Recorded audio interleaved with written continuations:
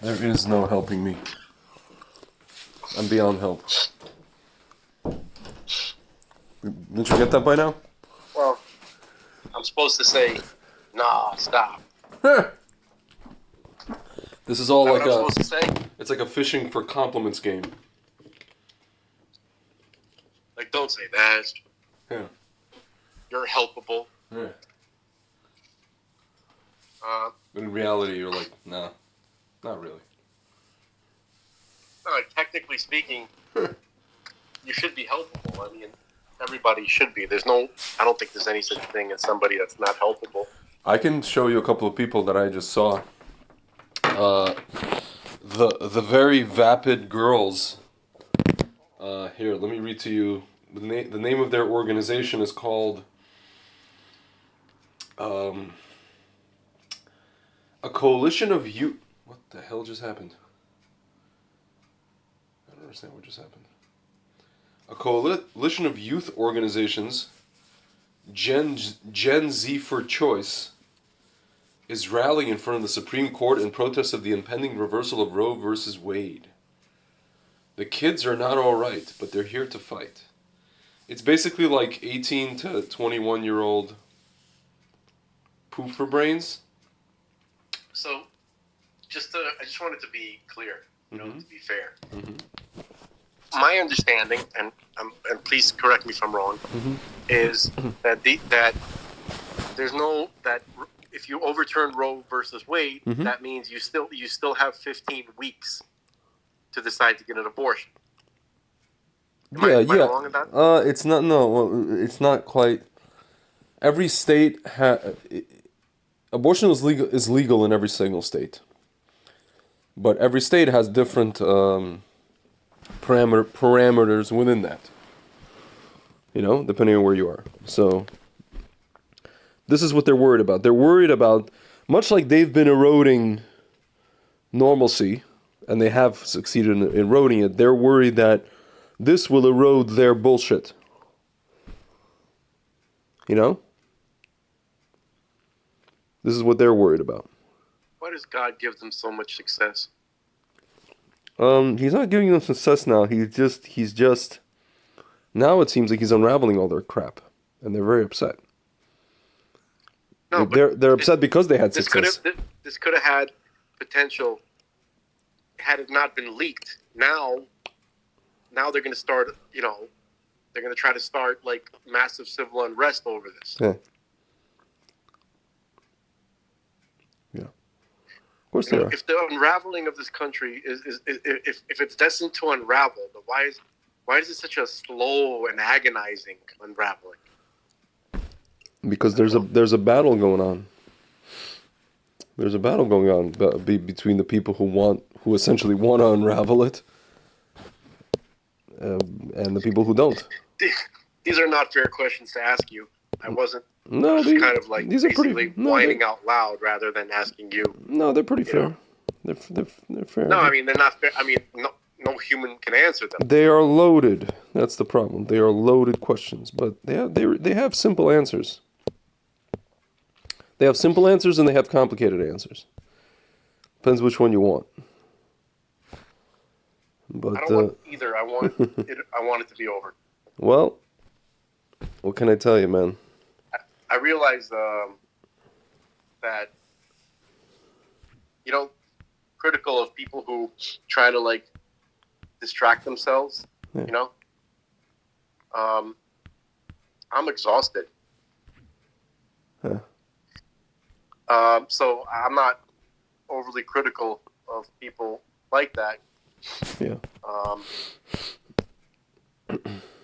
I don't know. It's almost as if like I was hoping that if I were to exhaust myself and show God that it's always on my mind compulsively, and that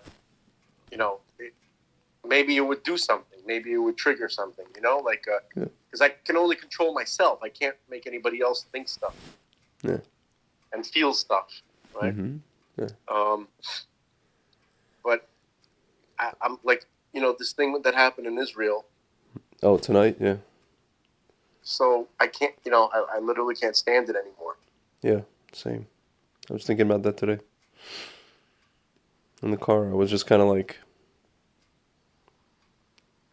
I was thinking about like any conversation I've been having lately with friends and family about, and when I say I'm tired of death, and they say, yeah, me too. We're tired of going. They're like, we're tired of going to Levias. We want to go to a wedding. I'm like, no, you don't understand.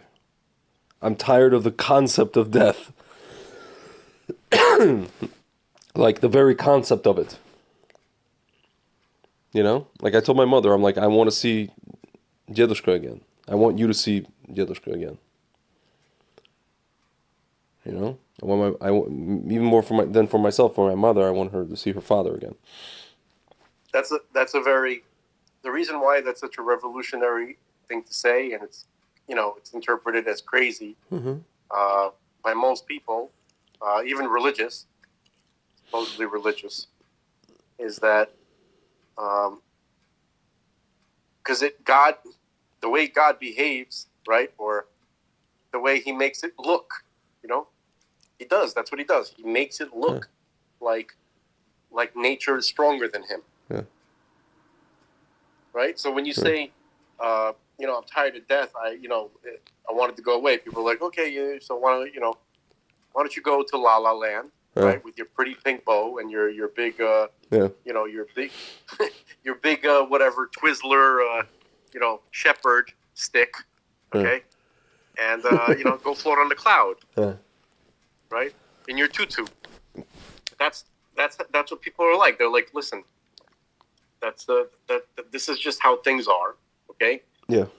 Every now and then, we like to tell ourselves that there's a God who can help us here and there and stuff like that. But even that God that they believe in is not stronger than the world. He's limited by the world, right? Yeah.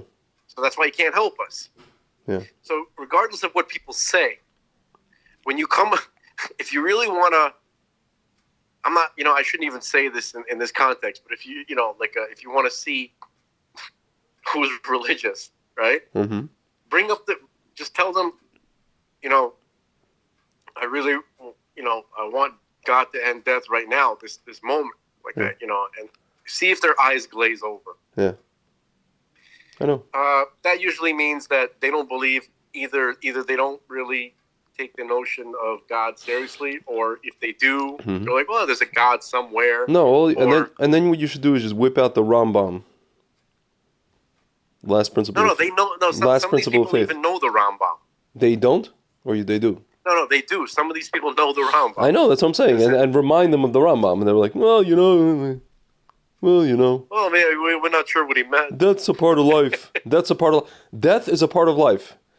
It's like saying, murder is a part of not murder. Death is a horrible, That's a part of life. Punishment, brutal, mean thing. I don't care what anybody says. I don't care.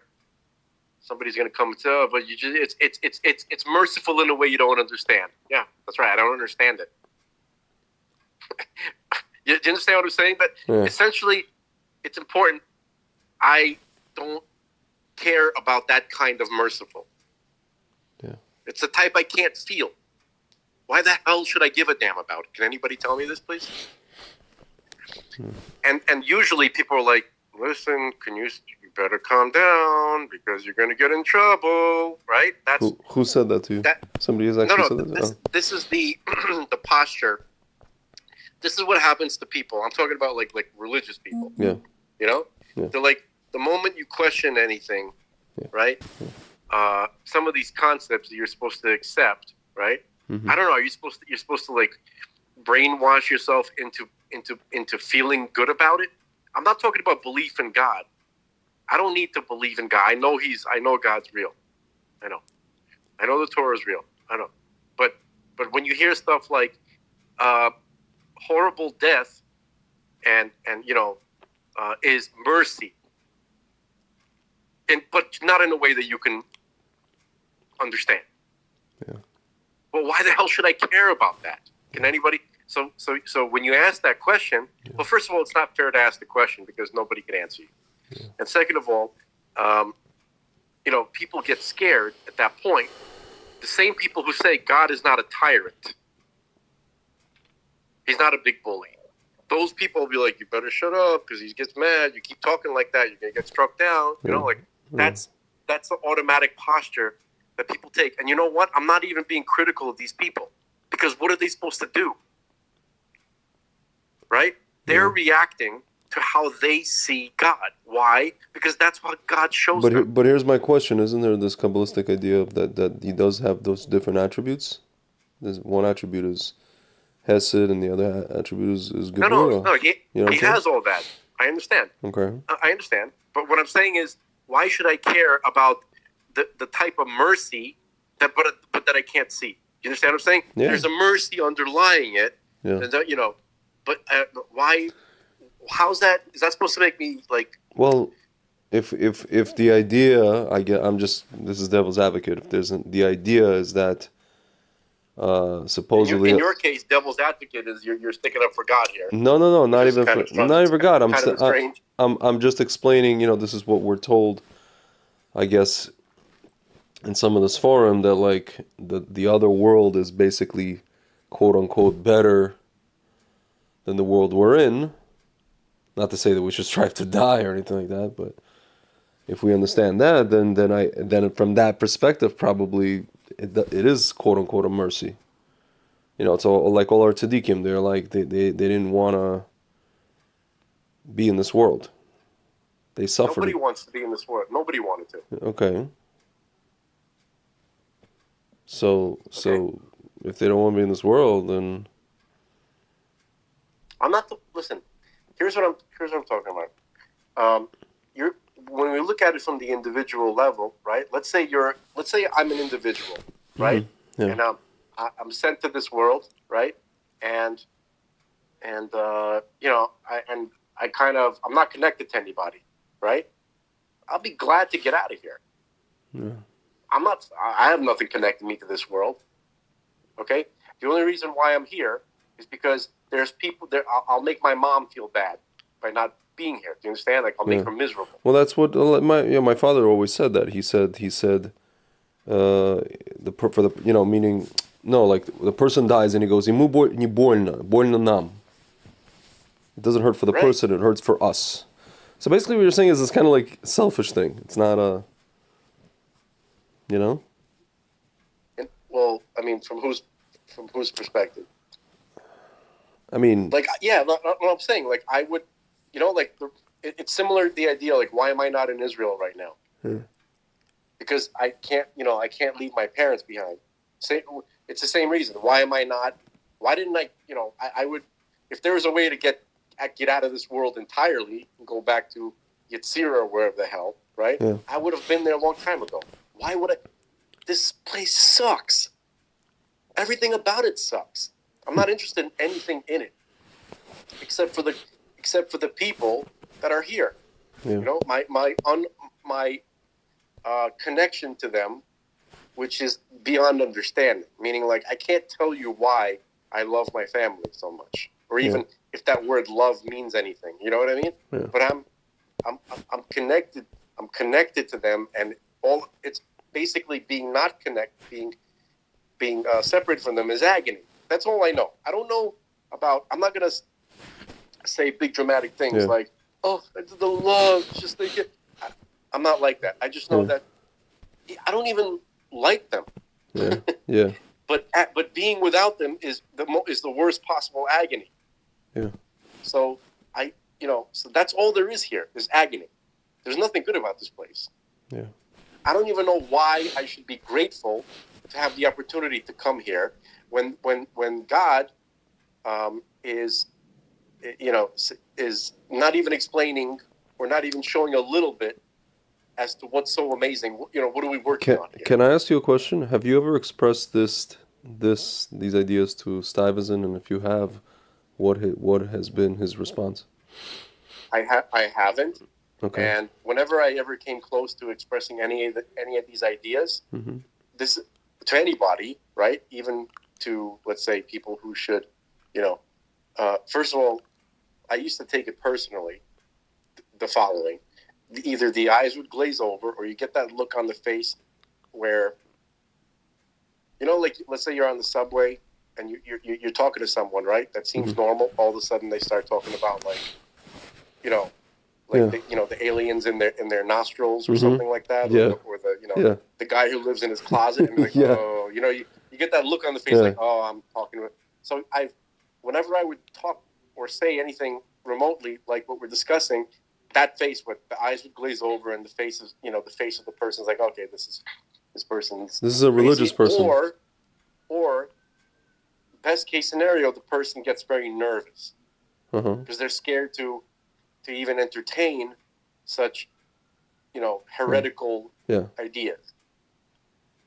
Okay, so there's no one to talk to about this. And at the same time, I'm not mad at any of these people because I understand why they're reacting that way. I get I can't blame them. They can't be blamed.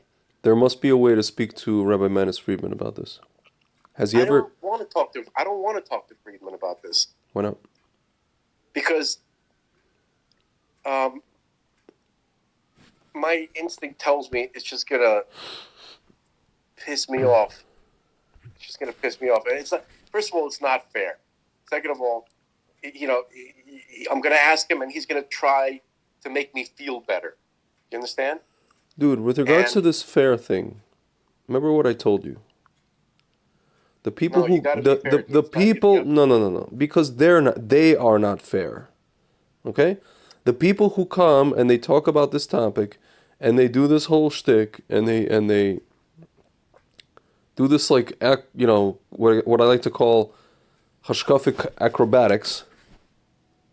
Yeah. Okay? And so they have all the answers.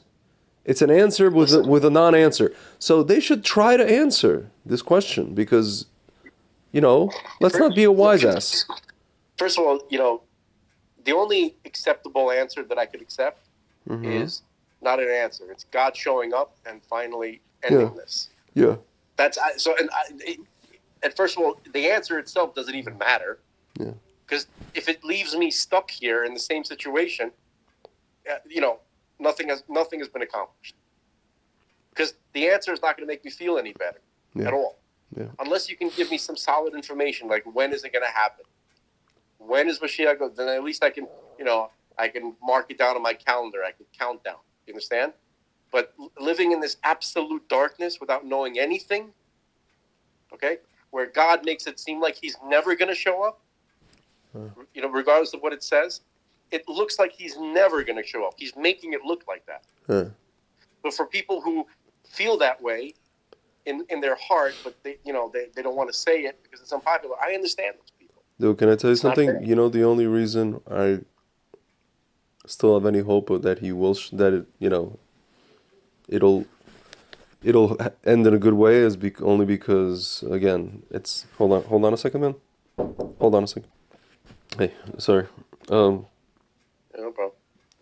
I was just going to say, today is Yom Ha'atzmaut, or was Yom Ha'atzmaut, and, dude, by hook or by crook, we came back to our land after 1900 years of not being in our land, and basically all these prophecies have been fulfilled of vineyards and cities and, even the prophecies that are not so positive now where, in the Chumash it was talking about how if we don't do what we're supposed to do in terms of mitzvahs, we're going to be pestered by a non-nation.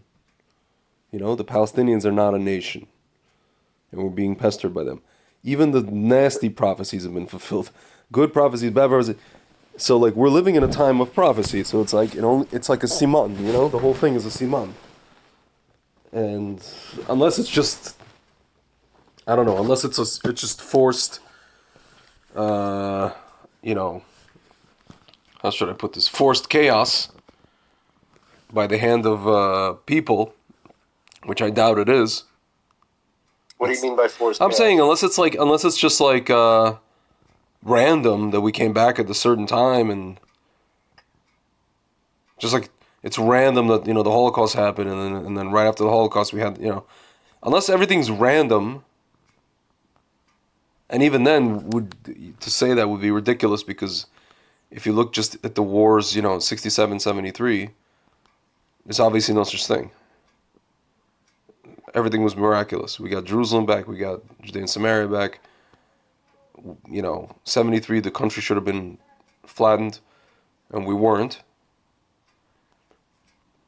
And like, there's all this stuff happening. Like, if you just live in Israel for like at least a couple of years, and you just observe, you see that like, any other country would have already folded the way that it operates. I'm talking about just like on a day-to-day basis. Just kind of administratively, let's put it that way. So I guess that can lead us to believe or understand that Hashem is not far behind, quote unquote. So, I hear you. I agree. I agree with all that. The only thing that, aside from all that, right? Mm-hmm. You know why that doesn't feel like enough for me. Okay. All those things that you said. Okay. Because with the miracles that occurred during the wars and the existence of the Jewish people in the land of Israel, yeah. Even with that, I don't know, ghoul of a government yeah. system that they have. Yeah. I don't know, Collection of goblins, yes. Especially that primary goblin, yeah. who right now was there. That we will guy, find the terrorist. Dude, you know that he was booed by parents. They yelled at him. I saw that. Crazy. Did you see the look on his face? Yeah, he was just like he was insulted, like something, yeah. like he was wrong. Like, how dare you? Well, you know why he had that look? Because he's like, I'm Seyrat Matkal. Like, I was special forces. How dare you disrespect me like that? Anyway, so you were saying, even with this school, with right? So the fact that, like, why didn't those listen? God did some miracles, right? Which can easily, and he still somehow made it that they can be denied. Okay, yeah. Because obviously the whole country in Israel is walking around denying it, or explaining them away. Or explaining them away. I'm just saying that, like, God made that possible. Well, it goes to show that which means they're very underwhelming miracles. No, we know from the Torah that even the biggest miracles people forget very quickly. Dude, hello, the manna. No, people don't forget. No, not forget, but people. No, what I mean by forget is that people, dude, again, read the Torah. They had the splitting of the sea, and then they kept freaking out, and they keep freaking out at every turn. They kept freaking out. And another miracle, and they keep freaking out. Hang on. So the freak outs, and if you want to talk about Manus Friedman for a second, right? Like he was explaining that when they were complaining, right? Their complaints, they weren't like rebellious complaints in essence, because people misunderstand that. They were complaining that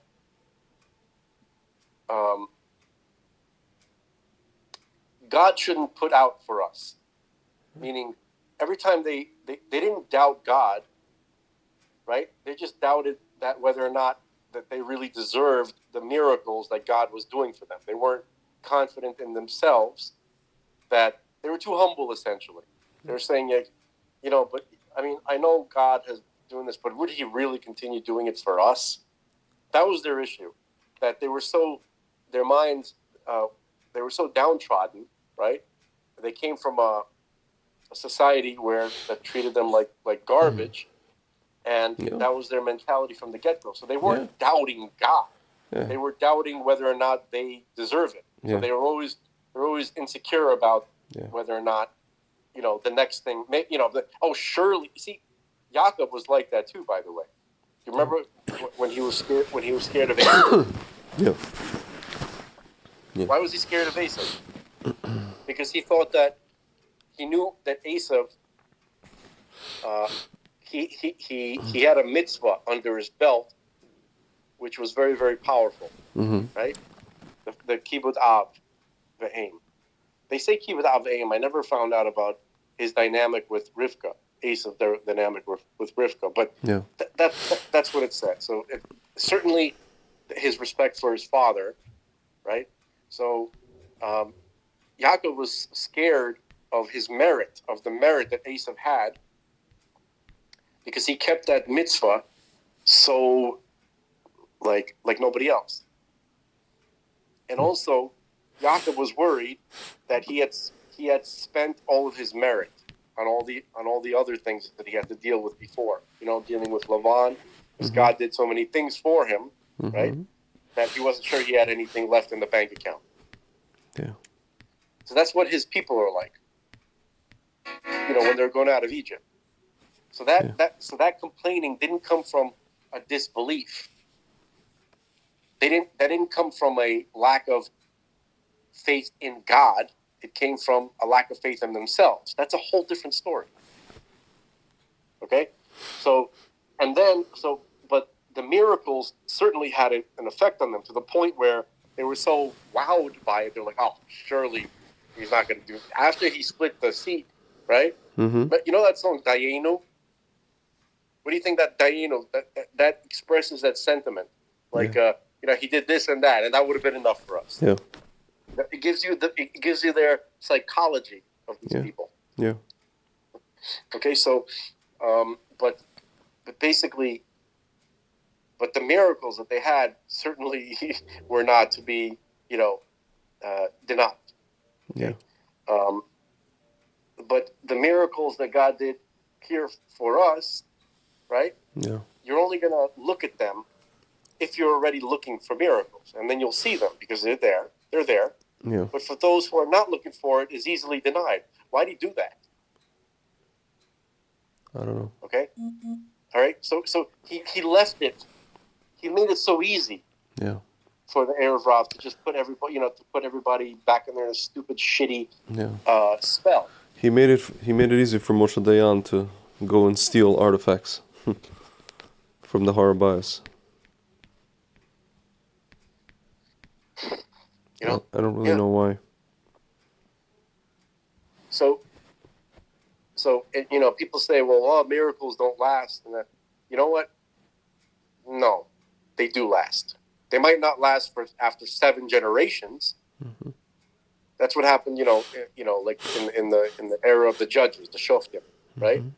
Yeah. Like a lot of time when there were people born who didn't see Yehoshua. Yeah. There were people born who they didn't even see Othniel, right? Ben Kenaz, right? So the miracles started drying up a little bit, and the generations who didn't experience them personally, forget that. Even the generations who didn't experience them like personally, right? But at least who had access to their family members who did experience them, right? Yeah. Even the great-grandchildren, they were still affected, and still everybody was basically still behaving themselves. But after many, many years, hundreds of years of like no miracles, right? What do they expect? Yeah, was going to happen? I mean, I'm saying, what did God expect was going to happen? Okay, so people go in search of miracles, right? They go in search, and they saw the miracles going on with the Goyim, with the Canaanites, in their land. They saw that the Canaanites, they were worshiping angels and stuff like that, and the angels would show up. They would see all this crazy, like, what the hell? Like, oh look, that's where it's going on. You know what I mean? Yeah. That's where it's at, right? Like our stuff seems pretty dry. You know what I mean? Like, but that's what's. So God confuses me. His behavior just doesn't make any sense to me. I have a feeling. There's that classical explanation of why we don't see, so to speak, suspension of natural law miracles anymore. We haven't seen them in a long time, or at least as we perceive those kind of things to be is because, Yeridat Dorot, every generation is lower than the previous one. And just the perception is lower and lower and lower and lower. So it's kind of like, what the Kotzker Rebbe used to say, God is, if you take that thing of God is wherever you let him in, right? So the bigger the aperture, like our aperture has shrunken over these millennia. And it's shrunken to the point where God is not allowed in. If all we have to do is, like you said, just open the aperture. If you start if more people start looking for miracles, literally, if like all of Klal Yisrael, 14 million people will look for miracles, I think natural law will be suspended. I think the knickknacks will come, and I don't know. I don't know what's going to happen, but like I can tell you, the knickknacks are here. No, what I'm saying is they'll come and they'll end all of this, or whoever. I don't know. It doesn't have to be knickknacks. My point is that it just seems like we have the power, in terms of all we have to do. Is just be like the next guy in Nachlaot who's just walking around looking for miracles, and he finds them, or somebody like a Baba Sali who just lived the miracle. Or the Lubavitcher Rebbe who lived the miracle. These people, but to them it wasn't miracles. To them it was just like normalcy. Being above nature was natural to these people, and for the people, for the Jews back then, being above nature was natural. As much as it took Mitzrayim to beat it out of them, beat out that mentality out of them. Before that, being above nature was not, to our Avos and Emos, it wasn't. Whatever happened with them, whatever, good or bad, it was just like, okay, because they were just like used to it. It's kind of like when I got used to slightly being above nature, again, when I lived in Jerusalem. And then when I moved back to America, I could not be in a existence within the confines of nature. It took me a very long time to, how should I put this, work out my Hashgacha Pratis muscle for it to be adaptable to America, or for it to be adaptable to Hutzlaritz, because it wasn't adaptable. It's like switching the plugs. When you go from Israel to America, I had to change the adapter, and it was very difficult. It's very difficult to see Hashgacha Pratis anywhere short of like, I don't know, you go to like Crown Heights, maybe you could see it. Outside of that, let's say, it's very difficult to see Hashgacha Pratis, Siyat Deshmaya, outside of the land of Israel. It's very hard. And even when you're in Israel, it's harder to see it in Tel Aviv as opposed to in Jerusalem. I got you, but let me make a comment. Let me make 100%. I agree with you. Yeah. But you said Yerida, you started all this by saying the descent of the generations. Right? Yeah. That's not a reason. That's just an observation. No, it's not it's not. Well, you can't use that as the reason, because that's not a reason. That's just, you see that the generations keep getting lower and lower. But the question is why. You're saying why are we getting lower and lower? No, meaning like we could talk about why we're getting lower and lower, okay? Mm-hmm. But we're saying you can't use that as a reason. I think that if I'm not mistaken, the part, what is it called? It started getting lower and lower right after the sin of the spies. Either the sin of the golden calf or the sin of the spies. Whatever the things that contributed to why we have Tisha B'Av today, it would probably be the reason. Or you're saying that's still an observation? Yeah, that's just an observation. You're asking what is the reason we had this reaction? Yes. Because of despite seeing all the miracles that we saw. Right. It really feels like God just kind of, not. Didn't give God us. Is omnipresent. God didn't give us courage. You're saying He has a way of. No. Well, here's what I'm saying. God is omnipresent. We know that. That's just a basic fact. Okay. He's Einod Movad. Fine. Yeah.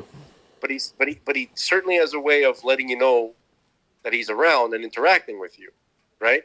Yeah.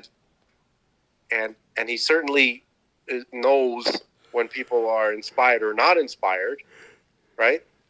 So his reaction to, let's say, a mistake that somebody made is to withdraw, the feeling of his presence.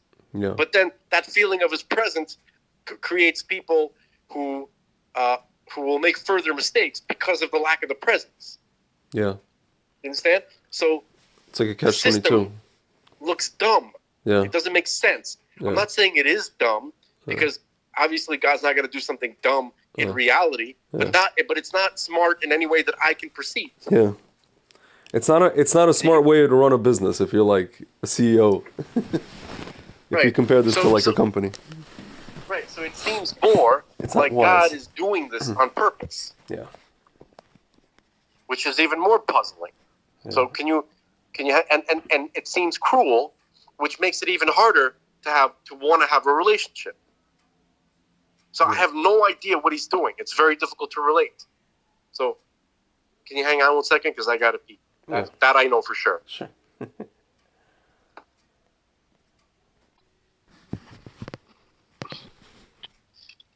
So one thing that I've never understood, right? And it feels like it's either like one of those things that people say they talk about, but they have really no idea what they're talking about, right? Or the answer is hidden, and that's the following, right? Like there are people who they love God so much, right?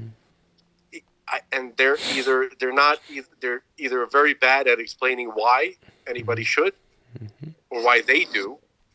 Meaning, like, show me why you love him so much, regardless of the fact that all he does is give people agony. I understand that. I understand the idea of, do this, or he's going to make things worse. Yeah. Even though they do say that, right? Yeah. They don't say it directly, but it's kind of like, it's kind of like it's not said directly, but it's implied. Yeah. All right? But nobody can explain where this love is supposed to come from. Okay? And I believe that there are people who love God. Like, I believe the Lubavitcher Rebbe loved God. Yeah. I believe tzaddikim love God. Okay? I have a feeling the answer is the following. When you get to a certain level of consciousness and you realize that you can't not love God because it's like, you in a sense, it's like not loving yourself. You understand? You understand that they understood. They can see how their soul, their conscience, their essence is rooted in God. So not liking God is like disliking yourself or something like that. Yeah. Like it's in some way it's like it's impossible. But here's my question, man. What do you think Lubavitcher Rebbe's answer would be to what you're asking? I have no idea, man. So that's why it would be very nice to have him around. But we don't even have that. Do you think you would say? I mean, I'm not saying you should take this advice, which I don't even agree with myself. But I hope he wouldn't say, "Don't focus on that so much."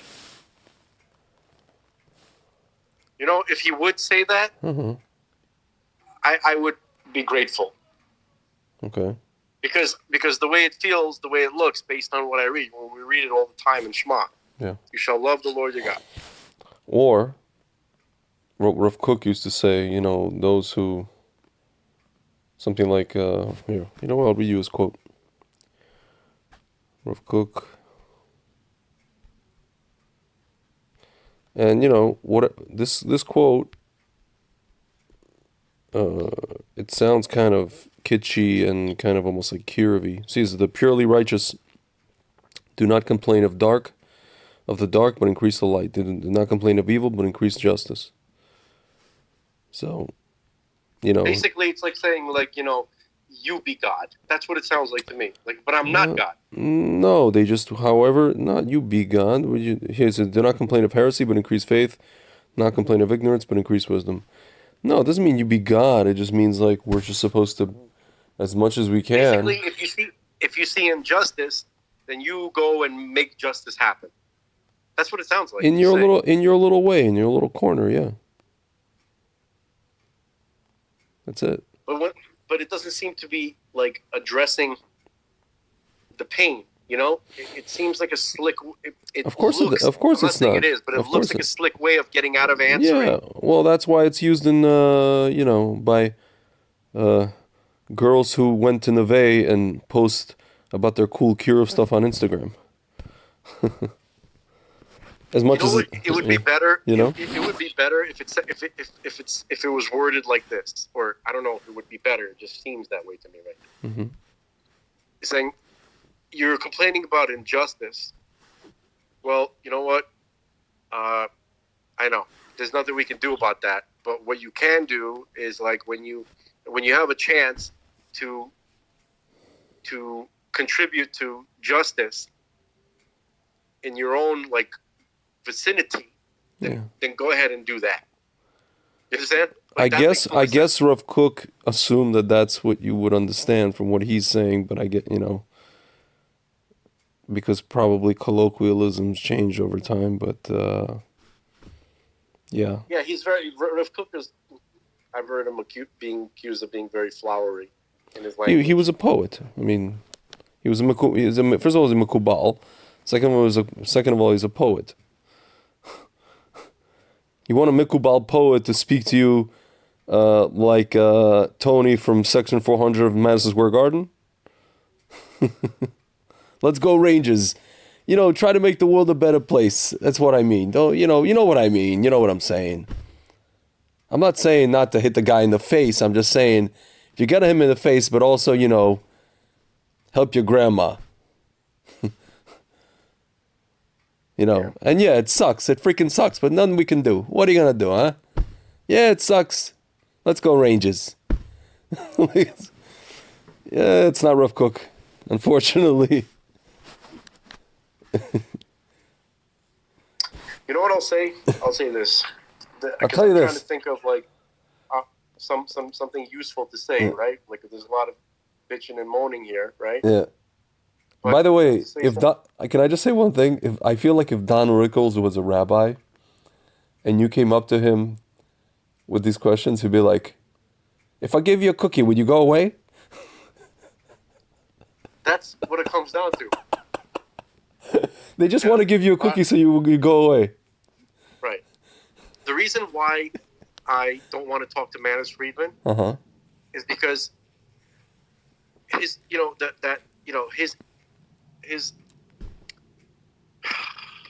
the way he's gonna answer, right?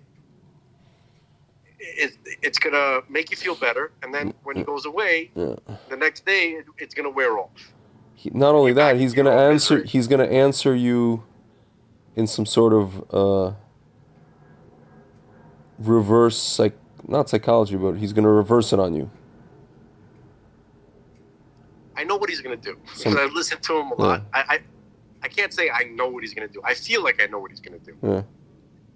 And the thing is, it's something that helps people who have become distant from their pain. Meaning, like, there's a lot of time that has passed, or they're so delirious from the pain in the present that he could say something that'll slip by their logic. That doesn't really make sense. Yeah. And somehow it'll make you feel better, but then it'll just wear off a little while later. It's kind of like Lahavdil, big Lahavdil. I went to Shimon Peres's 90th, whatever. It wasn't his 90th birthday. It was the Jerusalem. What was it? Jerusalem conference, whatever. In Jerusalem. Can I stop you for a second? Yeah. I'm worried about something. About Sorry, what? I don't want to interrupt you, but what I wanted to say about Manis Friedman and rabbis just in general, right? Yeah. Who make people feel better. Yeah. Because Manis Friedman makes people feel better. And I said before that it's not fair to ask anybody these questions. And you say, no, the rabbis, they're the ones who they decided to get into this business. No, not Right? I don't. Not That's just business. They're the ones that bring this up. I know. But listen, Specifically, they bring up I these know. topics, this topic, and They they try to get us to think in a certain way, which is bullshit.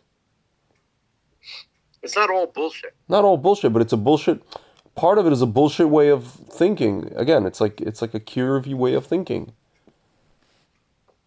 So Like the Smurfs. La la la la la la la la la la.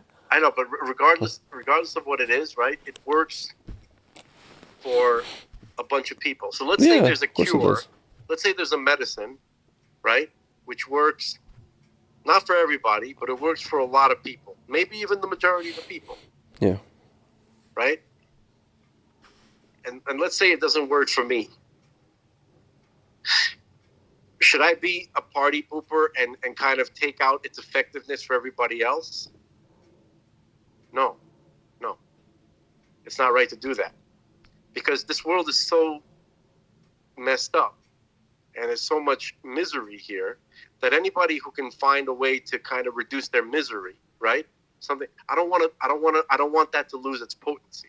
You understand? Yeah. Even if it's bullshit. I want it to work, because if it does work, then please God, let it work for the people to minimize their pain. I don't want to take that away. Do you understand? Like, I don't want to take that away. That's why I'm scared to even bring this up. And what if I do it? What if there's a doctor, right, who knows how to do this, how to make most of these people feel better. Yeah. But when you make them feel like shit about it, then it's something like he can't do it anymore. And now all these people are much more miserable than they had to be. Yeah. So that's why I'm scared of. That's why no one should talk to me. I'm serious. I'm not trying to make a joke right now. Yeah. No, there's no one that can help me except God. Yeah. There's no one. I don't want to see it. I don't want to hear it. I feel bad for the person who even tries to come up, and I'll do my best to be not rude to them. But at some point, I'm going to be like, you got to get the hell away from me, because I'm going to take you down with me. Yeah. Okay? That's how I feel. So, and plus, I know that there's no answers that these people can provide. I wouldn't go to Moshe Rabbeinu with this question. You understand what I'm saying? Yeah. That's not fair to him. He's not the creator. Yeah. Okay? The only one who can come and make me feel better is God. Okay? I'm tired of all of this, deflection. I'm tired of waking up every morning and it's still being the same crap over and over and over again, and things are getting worse, and my parents are getting older, and I'm getting more anxious about my brother, and I'm praying for a miracle, and I have to pray to God and beg him for a miracle while being angry. I don't know how to deal with any of this. You understand? Yeah. Yeah. So nothing will work. No amount of talking, no amount of reasoning, no amount of answers will do anything. Yeah. Except for God finally coming and ending this. Now, here's the useful thing that I wanted to say that I think it might be actually useful. I don't think anything we said has been useful so far. Yeah. Perhaps if people understand, if they just understand this, that the reality comes down to this: if you're functioning right, mm-hmm. and you're not miserable, right, and anxious because of what is awaiting you and your loved ones, right, then you're not. How did I want to say this? But can I ask you a question, man? Listen, man, can I ask you a question? What you're describing is not happening to everyone, meaning not everybody's dying some sort of deteriorating, horribly deteriorating death. Everybody, no, Greg, you're wrong. Everybody is. They just are not. They're not paying attention to it. You understand? There's nothing that gets better. Okay, as the days go on, people are deteriorating. I know that, but I know some people that are like literally, if you want to talk about just like practical, like literally in better shape in their 60s than they were in their 40s. I know people like this. Dude, you're doing like we did this. This is like a relatively speaking situation. Okay. What I'm saying is that everybody, all everybody can expect is to watch their love is to eventually lose their and be parted from their loved ones. Yeah. Okay? No amount of vitamins and minerals and fresh air and exercise is going to stop that. Yeah. Okay, fine.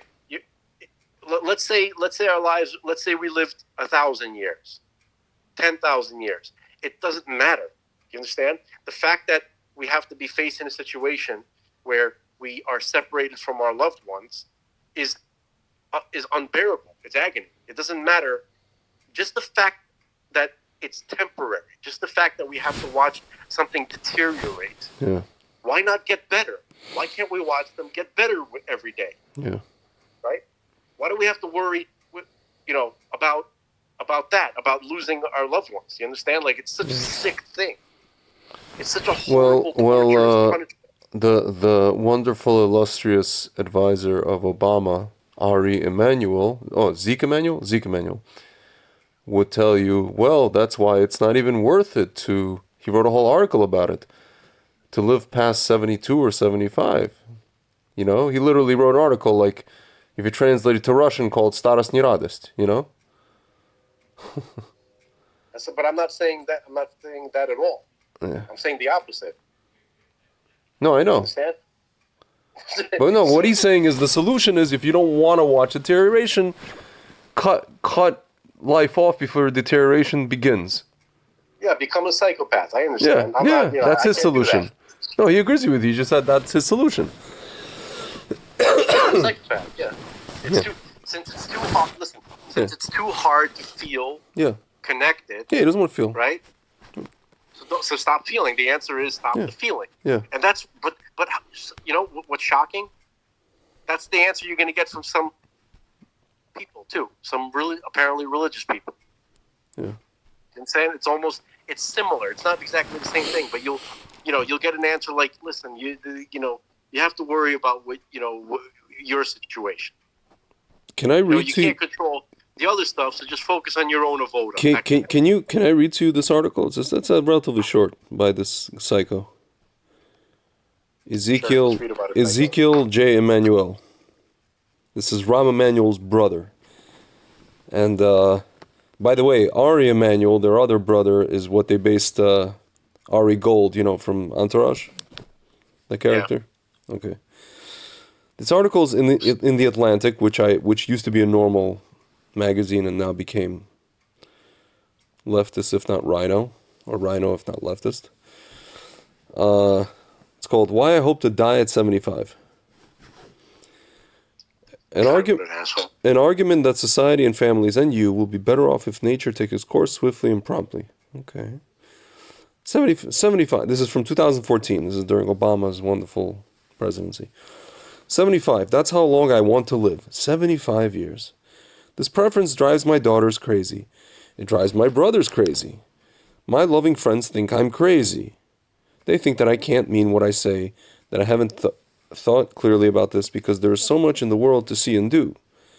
To convince me of my errors, they enumerate the myriad of people I know who are over 75 and doing quite well. They are certain that as I get closer to 75, I will push the desired age back to 80, and then 85, and maybe even 90. I am sure of my position. Doubtless, death is a loss.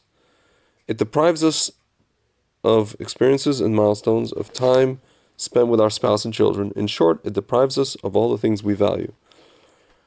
But here's a simple truth that many of us seem to resist. Living too long is also a loss.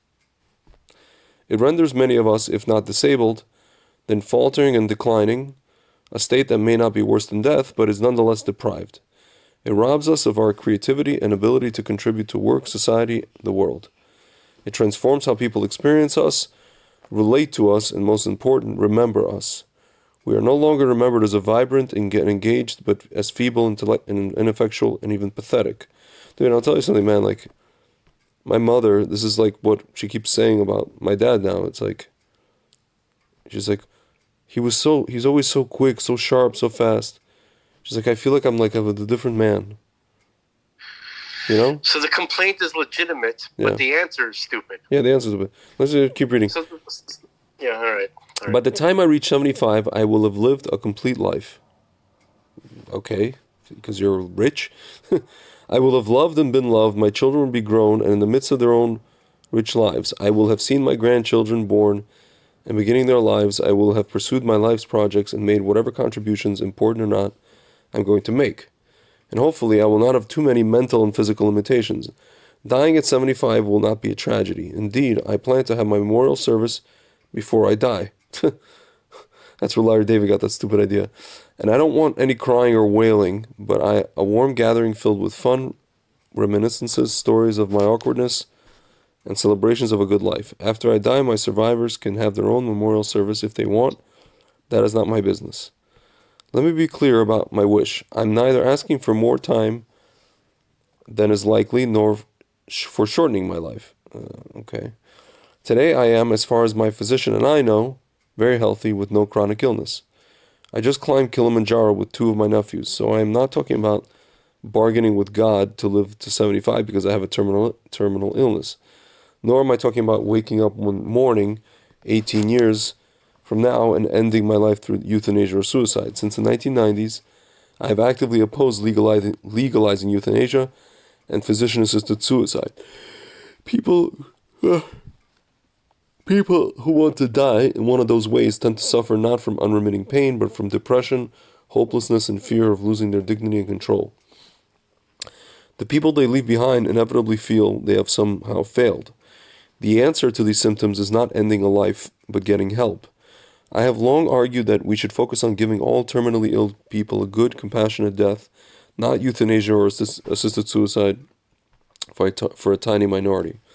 I'm talking about how long I want to live and the kind and amount of health care I will consent to after 75.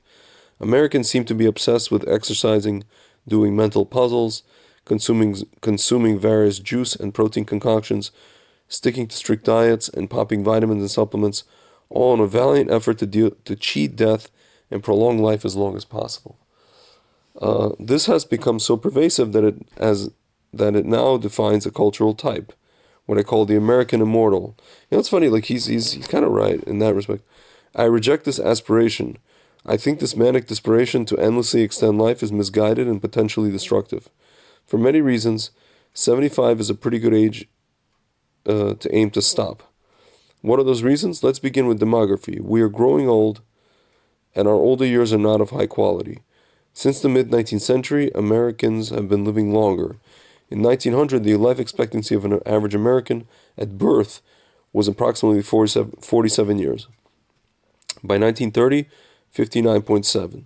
1960, 69.7. By 1990, 75.4. Today, a newborn can expect to live about 79 years. On average, women live longer than men. In the United States, the gap is about 5 years. According to the National Vital Statistics Report, life expectancy for American males born in 2011 is 76.3, and for females it's 81.1. In the early part of the 20th century, life expectancy increased as vaccines, antibiotics, and better medical care saved more children from premature death and effectively treated infections. Which is kind of weird because Mr. Gil Bates says population control helped by vaccines. Doesn't make sense. Once cured, people who had been sick largely returned to their normal, healthy lives without residual disabilities. Since 1960, however, increases in longevity have been achieved mainly by extending the lives of people over 60. Rather than saving more young people, we are stretching out old age. The American immortal desperately wants to believe in the compression of morbidity. Developed in 1980 by James F. Fries, now Professor Emeritus of Medicine at Stanford, this theory postulates that as we extend our lifespans in the 80s and 90s, we will be living healthier lives. More time before we have disabilities and fewer disabilities overall. The claim is that with longer life, an even smaller proportion of our lives will be spent in a state of decline. Compression of morbidity is a quintessentially American idea. It tells us exactly what we want to believe, that we will live longer lives and then abruptly die with hardly any aches, pains, or physical deterioration, the morbidity traditionally associated with growing old. It promises a kind of fountain of youth until the ever-receding time of death. It is his dream or fantasy that drives the American immortal and has fueled interest and investment in regenerative medicine and replacement organs. But as life has gotten longer, has it gotten healthier? Is 70 the new 50? Not quite. It is true that compared with their counterparts 50 years ago, seniors today are less disabled and more mobile. But over recent decades, increases in longevity seem to have been accompanied by increases in disability, not decreases. For instance, using data from a National Health Interview survey, Eileen Crimmins, a researcher at University of Southern California, and a colleague assessed physical functioning in adults, analyzing whether people could walk a quarter of a mile, climb 10 stairs, stand or sit for 2 hours, and stand up and bend or kneel without using special equipment. The results showed that as people age, there is a progressive erosion of physical functioning. More important, Crimmins found that between 1998, the loss of functional mobility in the elderly increased. In 1998, about 28% of American men 80 and older had a functional limitation. By 2006, that figure was nearly 42%. Yeah, because they're eating garbage. And for women, the result was even worse. More than half of women 80 and older had a functional limitation. Crimmins' conclusion that there was an increase in their life expectancy with disease and a decrease in the years without disease. The same is true for functioning loss, an increase in expected years unable to function. This was confirmed by a recent worldwide assessment of the healthy life expectancy conducted by the Harvard School of Public Health and the Institute for Health Metrics and Evaluation at the University of Washington. The researchers included not just physical but mental disabilities such as depression and dementia. They found not a compression of morbidity but in fact an expansion, an increase in the absolute number of years lost to disability as life expectancy rises. How can this be? My father illustrates the situation well. About a decade just shy of his 77th birthday, he began having pain in his abdomen. Like every good doctor, he kept denying that it was anything important, but after 3 weeks with no improvement, he was persuaded to see his physician. He in fact had a heart attack which led to a cardiac catheterization and ultimately a bypass. Since then, he has not been the same. Once the prototype of a hyperactive Emmanuel, suddenly his walking, his talking, his humor got slower. Today he can swim, read the newspaper, needle his kids on the phone, and still live with my mother in their own house, but everything seems sluggish. Although he didn't die from the heart attack, no one would say he is living a vibrant life. When he discussed it with me, my father said, I have slowed down tremendously. That is a fact. I no longer make rounds at the hospital or teach. Despite this, he also said he was happy. As Crimmins puts it, over the past 50 years, healthcare hasn't slowed the aging process so much as it has slowed the dying process. And as my father demonstrates, the contemporary dying process has been elongated. Death usually results from the complications of chronic illness, heart disease, cancer, emphysema, stroke, Alzheimer's, diabetes. Take the example of stroke. The good news is that we have made major strides in reducing mortality from strokes. Between 2000 and 2010, the number of deaths from stroke declined by more than 20%. The bad news is that many of the roughly 6.8 million Americans who have survived the stroke suffer from paralysis or an inability to speak. My father doesn't have that either, but it's slurred speech. And many of the estimated 13 million more Americans who have survived the silent stroke suffer from more subtle brain dysfunction, such as aberrations in thought processes, mood regulation, and cognitive function. That's my father. Worse, it is projected that over the next 15 years there will be a 50% increase in the number of Americans suffering from stroke-induced disabilities. Unfortunately, the same phenomenon is repeated with many other diseases. So American immortals may live longer than their parents, but they are likely to be more incapacitated. Does that sound very desirable? Not to me. The situation becomes of even greater concern when we confront the most dreadful of all possibilities, living with dementia and other acquired mental disabilities. Right now, approximately 5 million Americans over 65 have Alzheimer's, 1 in 3 Americans 85 older have Alzheimer's, and the prospect of that changing in the next few decades is not good. Numerous recent trials of drugs that were supposed to stall Alzheimer's, much less reverse or prevent it, have failed so miserably that researchers are rethinking the whole disease paradigm that informed much of the research over the past few decades. Instead of predicting a cure in a foreseeable future, many are warning of a tsunami of dementia and nearly 300% increase number of older Americans with dementia by 2050. Half of people 80 and older with functional limitations. A third of people 85 and older with Alzheimer's. That still leaves many, many elderly people who who have escaped physical and mental disability. If we are among the lucky ones, then why stop at 75? Why not live as long as possible? Even if we are demented, our mental functioning deteriorates as we grow older. Age-associated declines in mental processing speed, working and long-term memory, and problem-solving are well established. Conversely, distractibility increases. We cannot focus and stay with a project as well as we could when we were young. As we move slower with age, we also we also think slower. It's not just mental slowing. Can I stop you for a second? Yeah. He just keeps going. He keeps working in a cyclical. Yeah. This whole thing is just recycling the same thing over and over again. Hold on. In reference to 1 second. It just talks about mental functioning, blah blah blah. Blah blah blah. He didn't say anything original. He didn't say one single original thought. Do you know one? Novel. No, I know. Do you know one thing that I keep thinking about, and most people don't think about this? What about all of these rabbis that we've seen who lived until 100, 105, and you could say that they had quality of life? These are people who were literally learning Torah every single day. Right. Rabbi Kanievsky, this maybe the cure, quote unquote, the cure or solution to all of this is just sitting and steiging. Well, Well, that's not the cure, but that definitely is a way. It's a mitigator to live into your, it's. You see what this guy's problem is, right? He's a boomer. I know. Okay. I know. Selfish. Yeah, but boomers can't see anything past their dick, basically. I know. Okay. They had their incredible times in the 70s, all that kind of stuff. And then I find the family was fun too. It's nice to see the family. Yeah. But as things are getting less and less interesting. Whatever. Yeah. That's why he doesn't know. That's why he doesn't know what there is to live for. Yeah, that's why even when you talk to them about you ask them what happened to you. You used to be such a freedom fighter. Oh yeah, but then I grew up. That was fun times. And now they're all into masks and vaccines.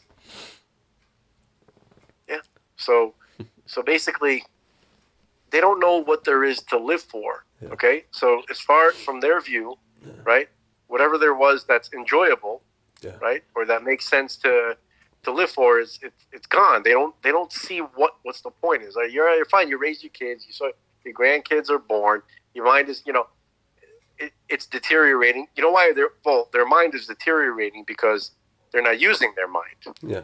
They don't have anything to use it. They don't have anywhere to focus it. Yeah. But if you're a Torah scholar, right, your mind doesn't. You need your mind more as the years go on. Yeah. Okay, because you have to understand deeper and teach more. Yeah. Right. So that's basically what he's talking about. But the real answer, right, is for people to desperately appeal to God that to please end this. Yeah. Because there's a couple of reasons. I know that sounds very obvious. Yeah. But there's a sense of reality that's missing from it, probably for most people. If you had, this is a horrible thing to say, but you see let's say a mother of children, right? A child is sick, God forbid. You see this kind of stuff. The YouTube never stops showing me these commercials. They want to make sure that I die from sorrow. Yeah. Every time I turn on a YouTube video, they're always showing me a child that's dying from cancer, and the mother who's crying, and she's begging us to help, to send money so that this kid can get this, experimental, So that mother is banging down the door of where she thinks she can get the help. Yeah. Okay? No one is banging down God's door. Yeah. Do you understand what I'm saying? Yeah. That urgency that people feel, right? They'll desperately go do whatever they need to do because they think that's where the answer is. Yeah. The answer is I'm going to find this doctor who's doing some kind of thing, and desperately I'm going to go sleep outside of his door, and I'll beg him, and I'll do anything, right? Yeah. So that's what everybody needs to do, like that, but to God. But that's exactly what goes back to what I said. Like it's like the the people need to let Hashem in, and when they do that, it's just that's going to be the automatic effect. Right, well, yes. I just wanted to just clarify something. I'm not criticizing people for not having done that yet, because I understand why. Mm-hmm. Because God is hiding so well that he doesn't even it's not obvious to them that that's an option. Yeah, he doesn't give them a reason to.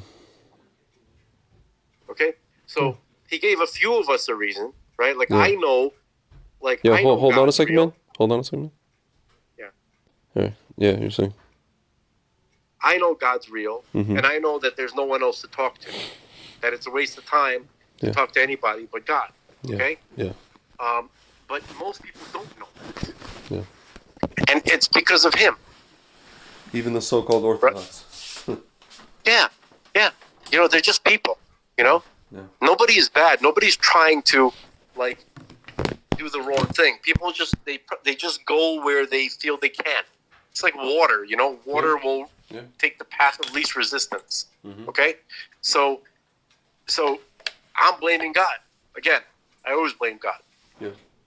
Yeah, hold on a second, man. Just give me 1 second. I apologize again. Just 1 second. Yeah. So I'm just saying that that's why it doesn't make sense, right? Because most people don't look to God as an option, and it's not their fault. Mm-hmm. It's not their fault. Mm-hmm. Okay? But even though he is the only option, that's the reality, and yet they don't know that. Okay? Because he has to reveal that to them. Yeah. Okay? And so that's why I believe, that's what this boils down to. You know how I keep saying that we need a supernatural intervention? Dude, it's because of that. Because, first of all, God is the only way. And the only way that people are going to know that is if he shows it to them. Yeah. Even that is a supernatural intervention. Yeah. Okay, you need layers of supernatural intervention here. Yeah. That's required. Okay?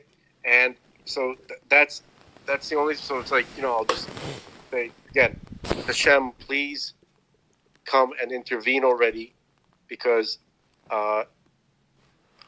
it's, it's not going to happen otherwise, okay, without horrible suffering. Yeah.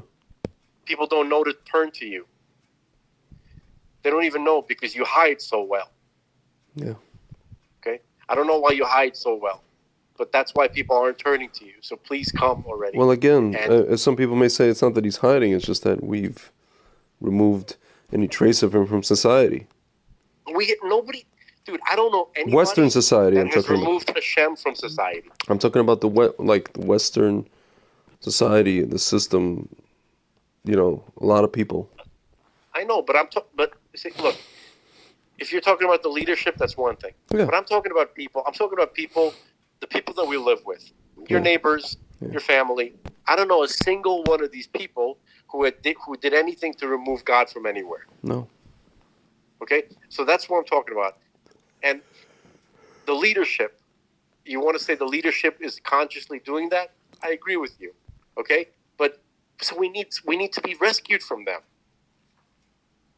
Okay? Yeah. So people need to understand. So if I had a way of kind of making people understand this, that God is the only answer, and you have to, there's nobody else to talk to.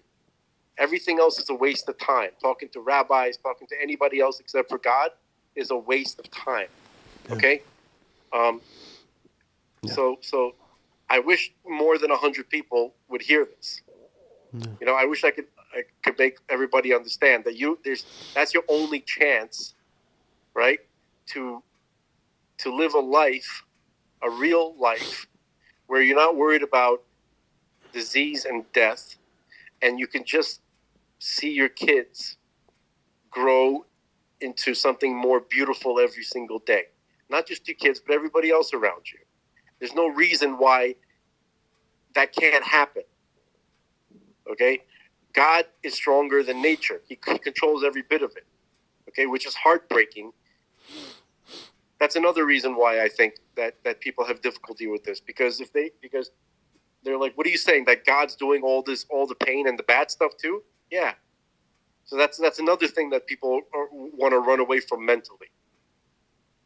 So that's why, Hashem, could you please stop and please rip through the darkness already. Yeah. Okay. That's it. That's the only solution, and it has to be supernatural. Okay. And I want to tell the people of Israel. I'm pretending like somebody's listening to me. Yeah. I want to tell the people of Israel, you are going to get axes. You're going to watch your fathers and your brothers and your daughters get axed and knifed by Arab beasts. You are going to continue watching that because your government sucks. They hate you. They want you dead. They're trying to dismantle Israel as a country because you didn't give them the socialist utopia that they were hoping for. So they consider it a failed project. They don't care about you.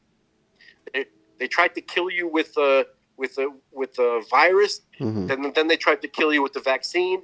And now, since that didn't work that well, back to the Arabs. They're not protecting you on purpose. They could easily protect you. Yeah. Okay? You have to shake away from them. You have to stop being proud. There's nothing to be proud of from your government. Nothing. Yeah. There's not a single achievement that your government achieved at all. Okay? It's the people. Anything good that happened in Israel is because of the individual circumstance of that individual location where the people came together because of their love for each other. Okay? The government did nothing. The government has hurt you every step of the way. Okay? The only thing that's good is that the people who are around you, sometimes their beauty was shining forth, and it transcended the stupid government and the stupid system that you have in your country. Your country sucks. Your government sucks. And there's nothing to be proud of. Nothing. Except for individuals helping each other out. Yeah. That's it. Well, that's a nice Yom Ha'atzmaut message. Yom Ha'atzmaut? You never had Yom Ha'atzmaut. I know. People. I know. I want you to have Yom Ha'atzmaut finally. A real one, not a fake one. Yeah. That's true. All right? I don't know what else I can do to more than bitching and moaning at God and letting him know that I know that he's the only answer.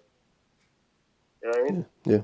Like, so, God, man. Like I like to be pleasant and funny, but a couple of axe murders. This is the non-shtick. We'll take the funny right out of you. Well, can I tell you something, man? Again, I mentioned this before.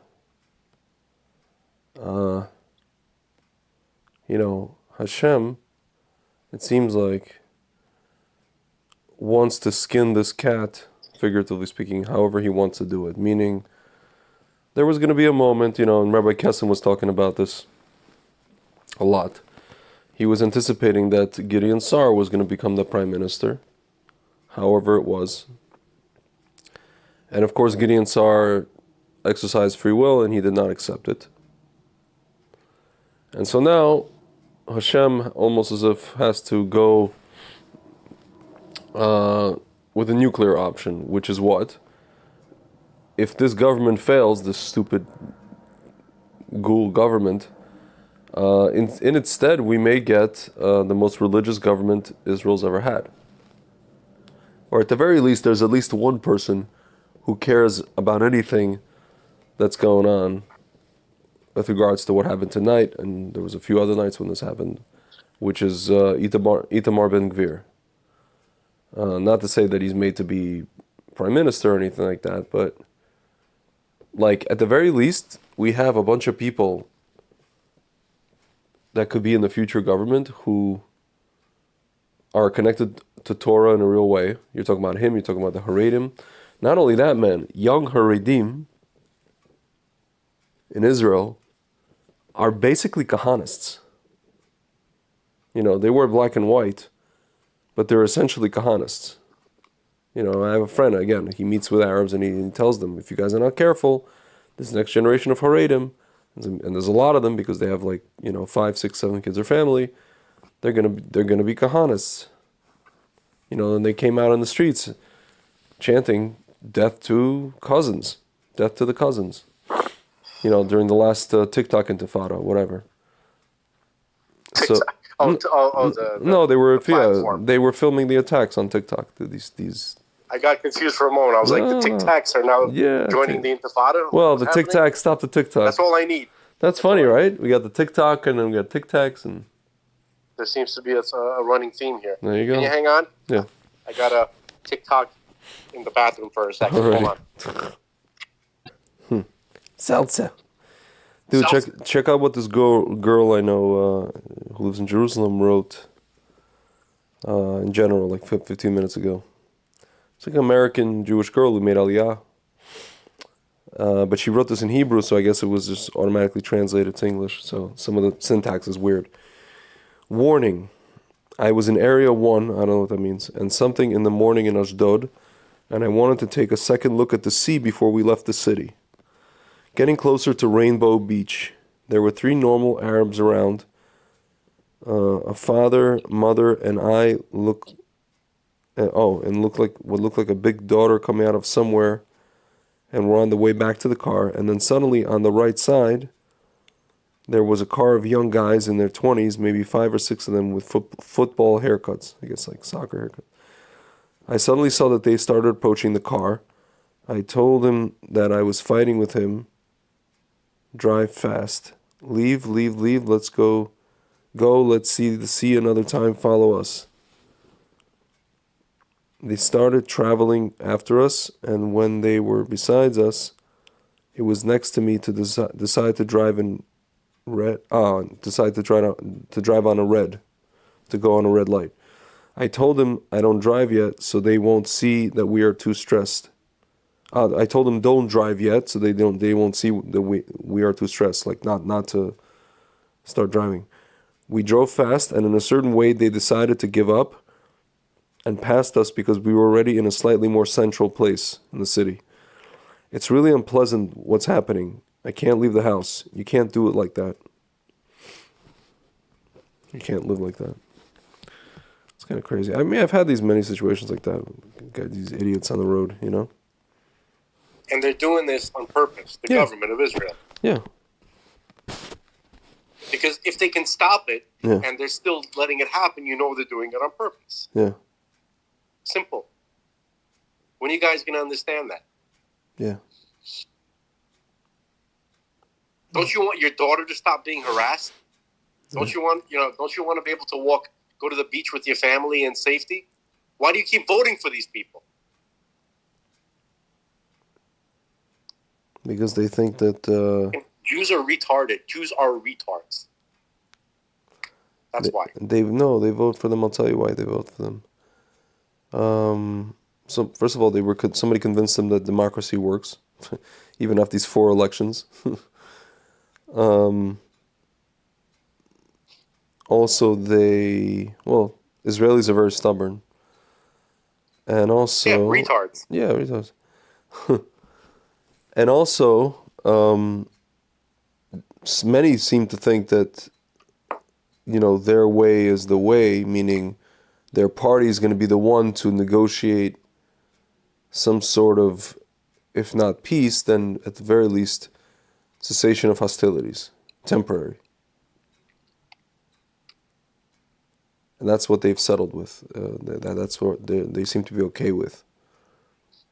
They live with it. It's stupid. I don't know why they think that way, but they do. It's called being dumb. Yeah. One of the worst things that you can do, one of the worst things that people have said about Jews is that they're smart because because it would seem that Jews began to believe it. But when you're dumb and you think you're smart, that's a recipe for disaster. Yeah. Yeah. Well, So yeah, this has been a fun episode, but yeah, man, it's just I think knowing Israel, knowing the history of Israel, there are straws that break the camel's back, every so often. And my only concern at this point is like what normally happens is, some sinister elements in the government see that last time this happened, they saw that there was a person like Kahana, and so they sent out somebody to, you know, take care of him. they killed Kahana. The Israelis. I know, I know, I know. That's what I'm saying. They saw that he was gaining in popularity. So these people care about power. Obviously, we see that more than the country. So that's my only concern. My only concern is that, like, as much as we have people who care and who can fix kind of partial or at least partially fix the situation, I feel like there are other people who see that and they're gonna stop those people. Maybe even with violence, you know? Um, yeah. Yeah, they're dirty bastards. They come off. They say all this. They know how to make themselves look. Yeah.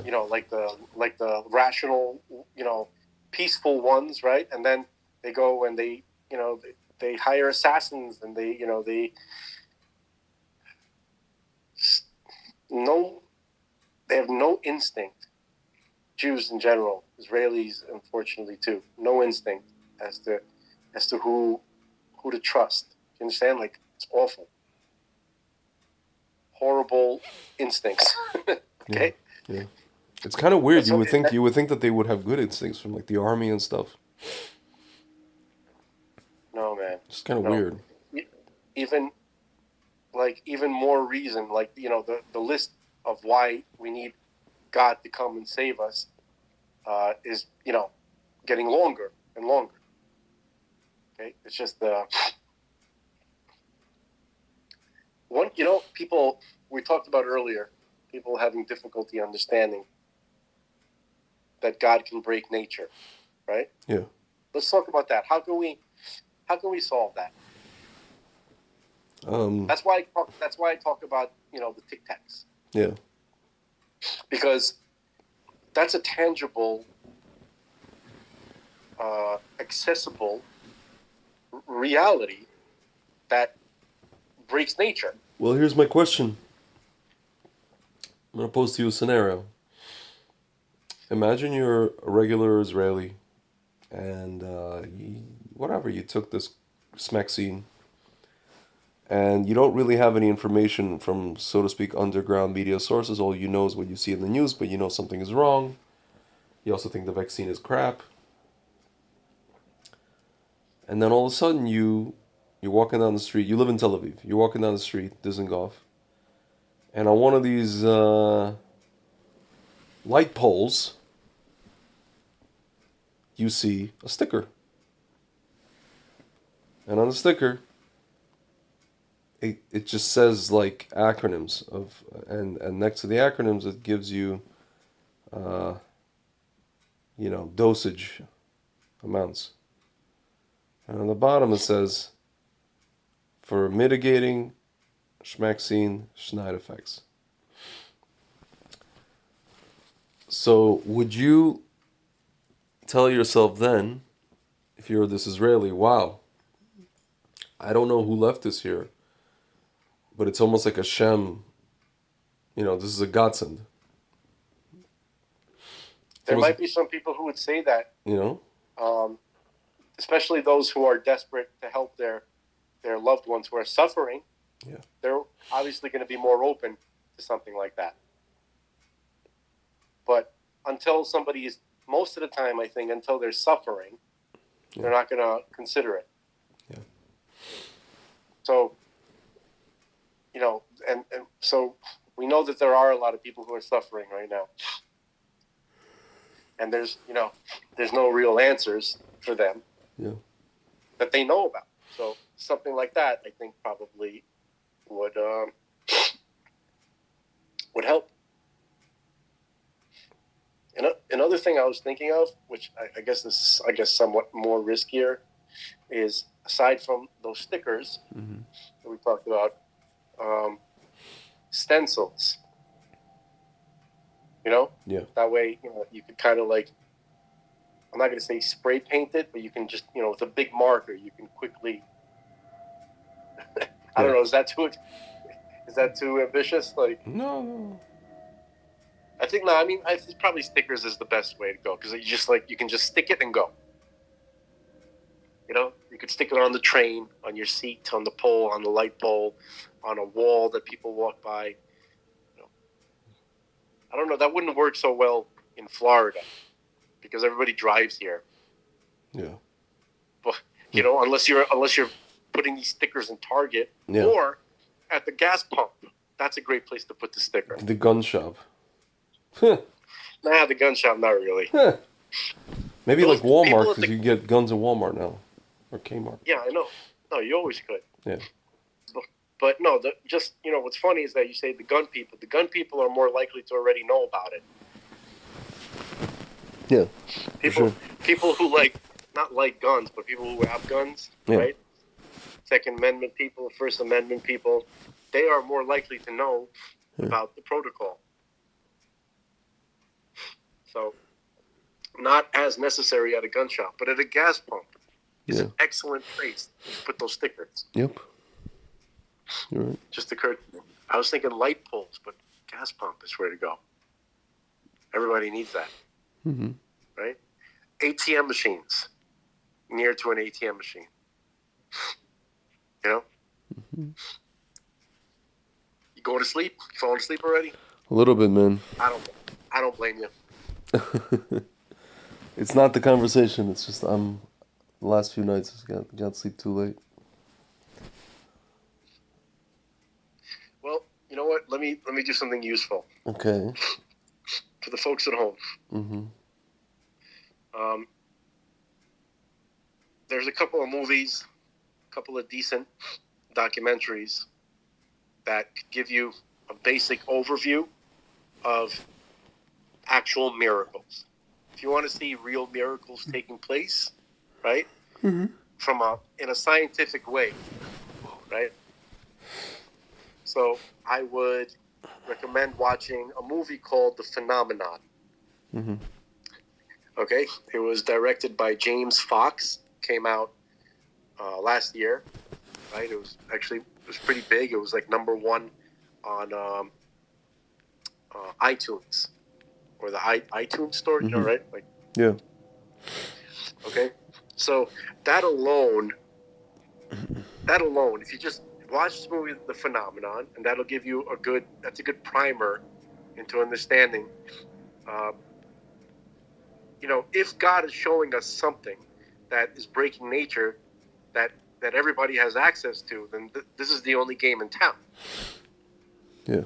Okay, so I think that would be useful, to help people understand that God can break nature, and he's sending this understanding, right?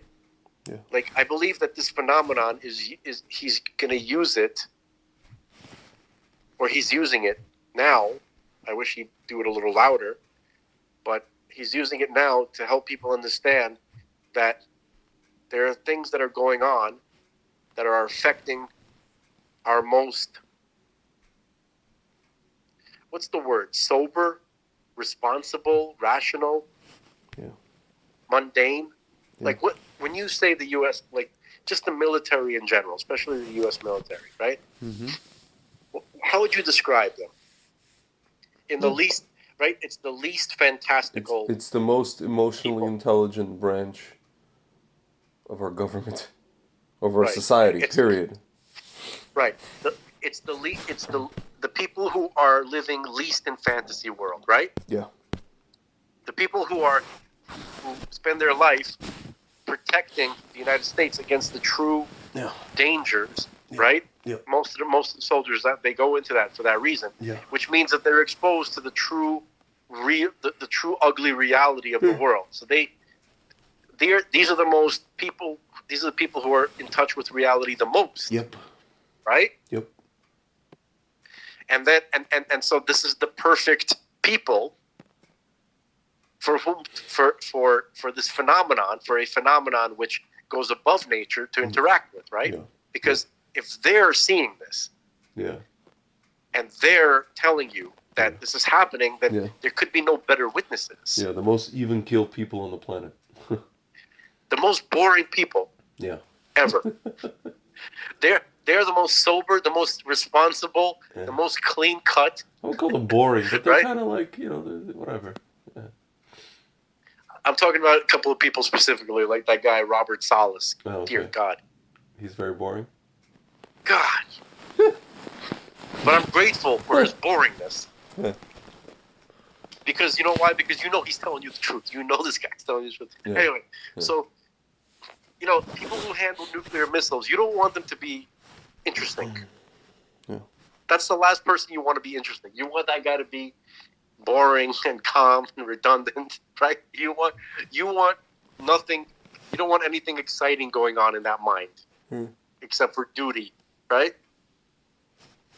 The guy with his finger on the button. Yeah. That guy, you want him to be calm, nice and calm.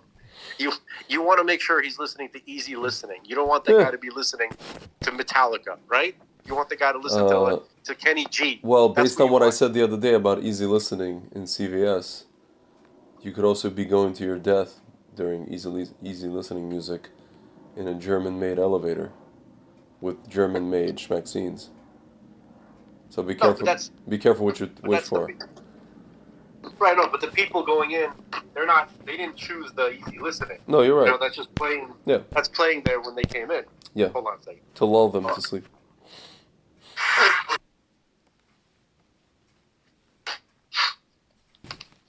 So that's why I think it kind of makes sense, right? Like folks at home, if you think about it for a second, if you're going to show the burning bush, let's say, to someone, is it going to? I mean, would you want God to show the burning bush to the crazy dude that talks to himself? Yeah. Or the guy who, the most uninteresting person you've ever met in your life. Yeah. Who, you know what I mean? Who likes easy listening. He showed the burning bush to the guy who couldn't even talk. Well, this is a confusing metaphor because Moshe, I wouldn't say he's the. Well, Moshe Rabbeinu actually, he is kind of. He had a prestigious. Yeah. Well, first of all, he was very impressive. Yeah. Physically. Yeah. And he was and intelligence-wise and his education, and he was part of the aristocracy, and so in terms of somebody with credibility, you probably couldn't get better than Moshe Rabbeinu, right? Yeah. So when you show so that's, I guess that can for that context that is similar to what we're talking about. So that's why I think that's my hypothesis as to why this particular phenomenon is occurring primarily with the military. Yeah. Okay. So now these guys have been telling you for at least, in terms of the public, right? It's been in the news for 5-6 years now. Yeah. Okay. So because this is the only example of this available to the public, right? And I don't have any special access more than anybody else, right? I'm part of the public, right? So I'm looking at the news like everybody else. So that's why I can't shut up about this topic, because I believe that God doesn't want me to shut up about it, because God is doing everything, right? Can we all agree on that? Yeah. Is God also doing this? Is he doing the Tic Tacs? Since he's doing everything, and Tic Tacs are part of everything, is he doing the Tic Tacs? For sure. Yes. Okay. So now that's why I can't shut up about it, regardless of how many eye rolls or how many glazed looks. Stuff's not going away. So if anybody is interested in embracing reality, the inner reality, meaning like more than just the mundane, boring crap that you experience all the time, which you think is reality, God's giving you a little bit of a peek into real reality. Okay, a deeper aspect of the reality that we live in. Yeah. I suggest we take a look, and that will lead us to understand. Did you see that clip that I sent you, by the way? I sent you a clip. Which one? With that guy, Jeremy Corbell. I saw it, yeah. It's one, right? Do you remember what he said? He said a lot of Did you things. play it? Could you play? No, You're it's talking very about, you're short. talking about the It's clip? like, Oh, the short clip. very short. It was like Yeah. 9 He's like, seconds. he's talking about from Arthur C. Clarke. There's a. Can you play it? I can play, but you won't hear it. I don't have my computer on. Okay, let me see. Hang on a second. I actually can probably pinpoint it. I think it's important. Yeah. Okay. It stood out. That was like a 2-hour-long interview, and that's the only part that I had interviews for. Oh gosh, 1 second. Okay, let's see. When was this?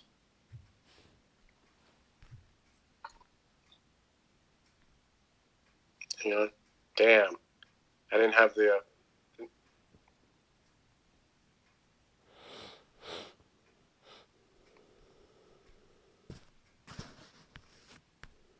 Can you hear it at all? Nope. Basically, what he was saying was, damn, it sucks. Could have made an impact. What he was saying was that there's this book called Childhood's End. Let me see. I want to make sure. I know. It was a classic book of science fiction. Not classic, I suppose, but probably from the 50s or the 60s.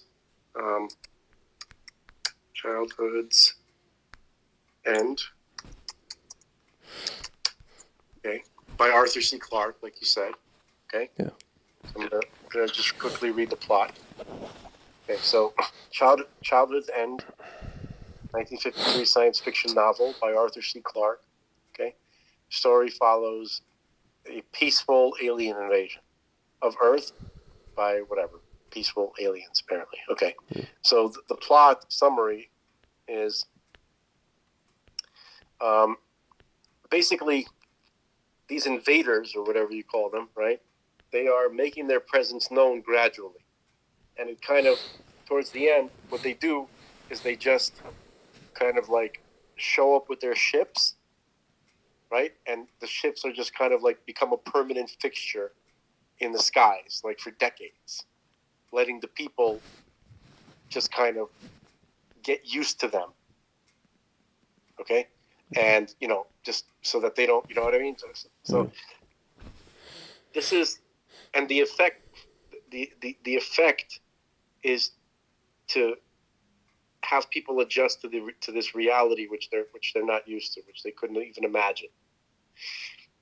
I think that this is a book of science fiction, but I think that's what God is doing. He's using this to have that effect. So why don't we just let it have the effect it's supposed to have? What do you say? Greg agrees, even though he's sleeping. Yes. All right, man. So let's call this one. It's been a rough night. Yes, It's been sir. a rough night. Yes, sir. I'm like. Axe murders. You know what it is? You know what it is when these yes. kind of things happen. I feel it on a very deep level. Doesn't matter if I'm in Israel or not in Israel. And one of the things, occasionally, it doesn't happen all the time, but occasionally also that it's like really late, I just like shut down, Yeah, this doesn't inspire me to get closer or to do tshuva or anything. Yeah, or just to have energy of any kind. Because it's just like, I don't know, just show the pictures of one of the guys, there's 3 guys that passed away. It's just like this, like really Lebedik guy, you know, like frum guy. It's a town full of religious people, but all kinds of religious people, not just Haredim. Like Hardal, you know what I mean? Haredi Dati Not really. Leumi. Huh? Yeah. Okay. Uh, Interesting question, by the way. yeah, Just on a side note, yeah. remember we were looking at that article from Arts Sheva that said that by like Haredim make up like No, seventh of not the Jewish one people. seventh. No, 1/7 of all Jews on earth.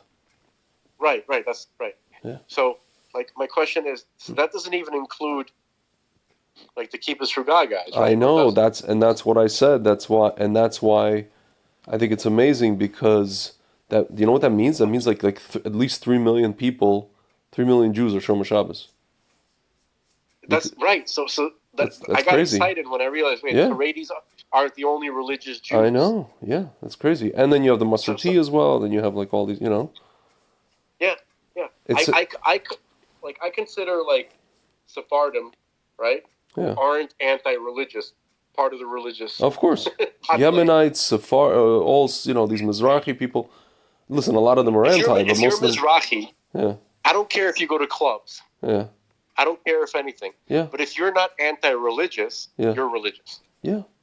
If you believe in God, That that's fine. if you believe in God and you know the Torah is real, Yeah, and you think that you should that if your idea of being a good boy is going to shul on Shabbat, that you're automatically religious. dude.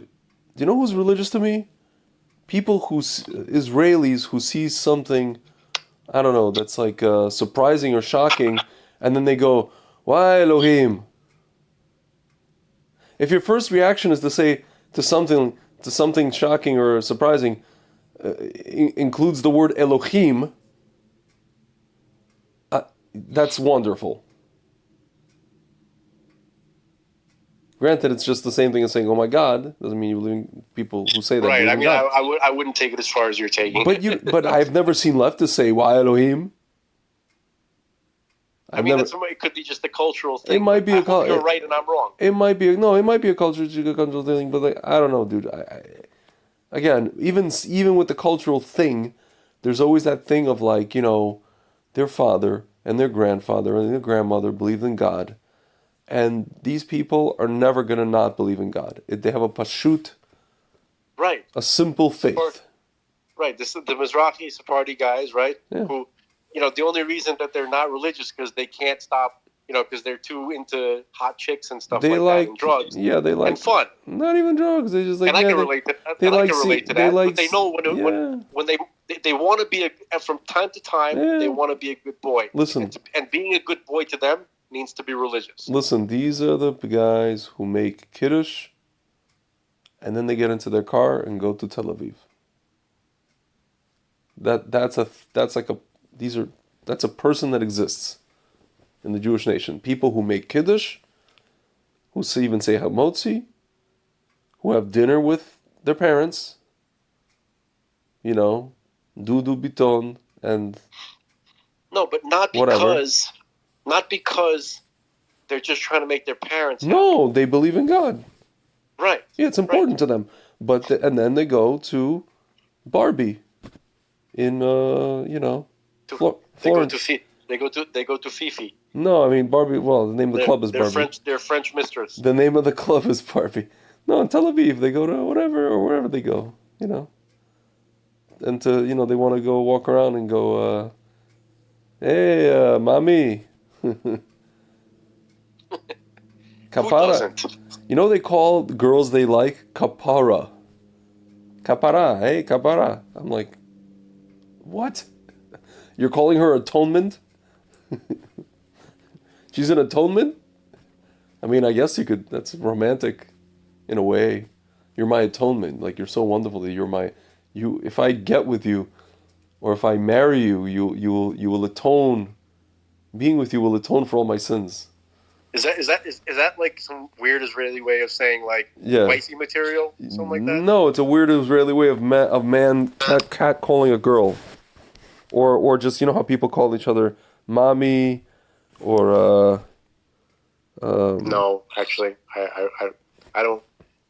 I've never called anybody mommy. not mommy, like Not even my mom. not mommy, but mommy, like Poppy, mommy, Well, M A I hear Spanish people saying that all M the A. time. Yeah, it's like a Spanish thing. So Israelis will do that too. Mommy, Poppy, mommy. The hell was that? I've heard Israeli girls call each other ima, ah ima, like that. I've heard that kind of thing. Imale, yeah, something like that. I don't know.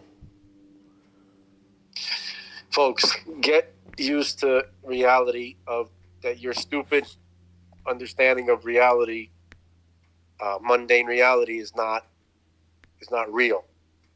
Start just if you're not familiar with this whole topic, the stuff that's been in the news. I wish God would kind of like promote it a little bit more, right? But you know, it's still a little low key, even though it's in the news like every week. Yeah. Watch this movie called The Phenomenon, okay, and then that's pretty much enough. Like if you just watch that movie, you could look up all the all the cases that they're talking about, right, and all the people they interview, right. Don't just believe the movie. You could do your own research and you'll find out that these people are real. In the words of Public Enemy, don't believe the hype. Right. Never just believe anything. I mean, whatever I say, if I tell you to Don't believe the hype. look something up, Ooh. look it up and then test it. Yeah. You know? And if something's wrong, please tell me. Yeah. I don't want to live with the wrong assertion. Yeah. Correct me. Okay? Yeah. And also once you're done with The Phenomenon, look, I'll tell them just one more thing and then we'll cut this off because I don't want these just to be bitch fests. I want to do something like useful. Yeah. As well. Yeah. So hold on. I guess that's what Rabbi Cook and others basically were saying in a flowery way. Yeah. Right? Like don't bitch. Just do whatever you can to make it better. So I guess. Yeah.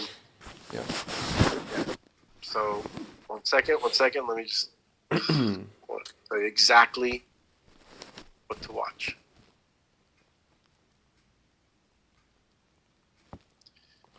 Well, we're waiting. We're waiting. Well, Danny boy. You'll have soup and like it. I sent it to the electric chair. You could say I did him a favor. Man, what a character. What a character. Sometimes I feel like, like Italian comics, they do this thing where they do this character, kind of like a fed up mafia guy. Yeah. Right? Yeah. Which is like, can you just like put two in the back of my head while I'm not looking? Yeah. Know what I mean? Yeah. You know what I mean? So I feel like that. Yeah. Yeah. Okay, so the name of the show is called Unidentified Inside America's UFO Investigation. Let me say that again. Unidentified Inside America's UFO Investigation. Okay? So watch The Phenomenon and then watch the few episodes of this show that, even though it came out on the History Channel, it's actually, I can independently confirm the people who made the show and the fact that what they're saying is accurate. Okay? Yeah. Because I was kind of informed about this topic before fake news was a thing. Yeah. Before people were concerned about it, let's put it that way. Okay? And if you're going to read somebody on this topic, read Jacques Vallée. Okay? So there's that useful information for anybody who is listening in for useful information. Yeah. All right, sir. You know what? This episode has been 2 hours long. But I think it. But tons of fun. I think it was tons of fun, quote unquote fun, and I think it was quite effective and quite useful. And sometimes, sometimes it's about quality, not length or quantity of minutes. So I'm going to summarize it all. Mm-hmm. This world sucks. Everything that you like is stupid and a waste of time. Um, death is horrible. It's not natural. It's not fun. There's nothing good about it, nothing to accept about it. And it doesn't have to be this way. The only way to get out of the situation is to desperately appeal to God, Mm-hmm. and also look up these couple of things that I told you about, this like documentary and that show, Mm-hmm. and that writer, to get yourself familiarized with the way that God is introducing miraculous phenomena into our reality. Can I ask you a question? Is music that I like stupid and a waste of time? No, I, not music. okay. Thank you. Because new music is something that It's for the purpose of it neshama. music is energy. Yeah. To function. Mm-hmm. I can't function without it. Yeah, me neither. Okay, it's like not having gas in my car. Like Yeah. I can't. So Yeah. only for that reason. Yeah. Yeah. All right. Baruch Hashem. That's why. I had friends who could never understand why I was obsessed with it, and I could never explain why I was, and I never understood why that was a problem, because they made it seem like it was a problem. Even if it was like in jest, I was like, okay, like, and your point being what? Am I a serial killer, axe murderer? Okay, I'm obsessed with music, and therefore what? It's I found that very strange. Just like this girlfriend that I had who asked me why uh, music being good according to my standards is so important to me, or why I'm not capable of listening to mainstream or popular music. She couldn't understand. She's like, "Oh, it's just music, like it's just like it's playing in the background. It's music. Like what's the bit?" I was I like, know. I cannot relate to that mindset. I can't. yeah. I can't believe people like that exist. I mean, there's something. That's It's like something switched off. That's There's many something switched people. off. That's many people. You know what I'm saying? No, she told me, he's like, unless it's like in a club where it's like dancing, otherwise I don't really, well, whatever. You know. Or, Those people are comfortable being here. I know. If you have that attitude towards music, you are somehow too comfortable in this world. Yeah. When I say that everything sucks and everything you like is stupid, what I'm really saying is that you don't know, and neither do I, okay, what God had in mind for us in this world. So instead of actually knowing how this world functions and what it's for, right? Yeah. All the stuff that you find around you, you don't know how to use it. You don't know what it's for. You don't know the magic within it. Okay? You don't even know how to use your own body. Yeah. Okay? God never explained that to us. Yeah. Okay? So he is yet to come. So we're waiting for him to come to show us what this world is really like so we can enjoy it. And also we don't have to worry about death and sickness and loss and separation. Yeah. That's why what I'm saying is that's why I'm saying your life is stupid. Yeah. Compared to the way it's supposed to be. The life you think the life you think you have is stupid. Is nothing. Yeah. It's garbage. Yeah. And the fact that you can enjoy it is well, I'm going to blame God again because you don't know any better. Yeah. So dude, it's kind of like, again, I mentioned this before, I work in the wine industry and I go to these events, what I call Ben Sorer Umore, and I look at these people and they think that they're enjoying themselves. And obviously we understand where their whole thing comes from, because if you grow up Haredi and you don't have access to Gashmias, and that's what your one outlet, your main outlet, besides, let's say sexual intercourse, then that will be the pinnacle of your existence. You know, if everything else is usser, everything else that's enjoyable, quote unquote, in life to other people is usser, then, you know. But even then, it's like, whoop-de-doo, you know? Yeah. It's crazy. The only way to, for Haredi sex to be Oh my god. like an amazing experience is to not know about anything else. Yes. It's all relative, like Yeah. the ignorance is bliss, Yeah. right? If you've never, okay, Yeah. in order to enjoy that kind of thing, you have had to not had anything to do with sorority girls in the late 70s. You know, my mother asked me, she's like, how do you, because we were talking about, whatever, she was like, oh, this is years ago when I thought I was going to do the whole Shomanigia thing, she's like, Greg, I don't understand. What if you, no, she's like, what if you meet a person, you get married, and it's bad? You know, this is bad. She's like, your uncle, he couldn't, oh, yeah, one of my uncles, he's like, passed away years ago, but he's like, he said they forced him to marry this girl in Kiev, and he said he couldn't stand her smell. And he wanted to divorce her, but his mother forced him to stay with her. But he couldn't stand her smell. The natural smell of a person emits. Yeah. The pheromone. He couldn't stand her pheromone. What if you marry the person, you never touch them, you never this, and then the pheromone, you can't, and then you have to live with the pheromone? It's a valid question, dude. Dude, the Torah says that a guy can divorce a woman for whatever reason he wants. So why waste all that freaking time? No, you understand what I mean? You're not supposed to waste the time. Yeah, but you can't touch her before marriage. But then what's say? Okay, so everything is great, but then you marry her, and that aspect of life is awful.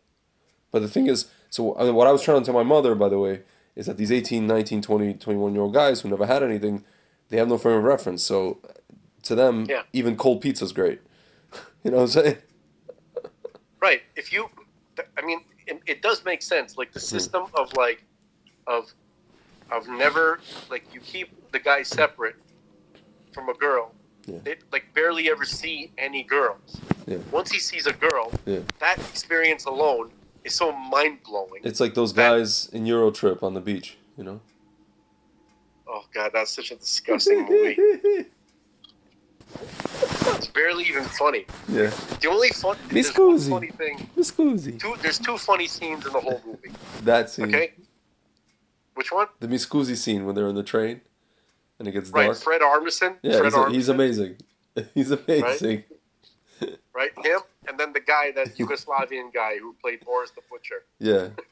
Bratislava. In any scene, Miami Wise. Miami Wise.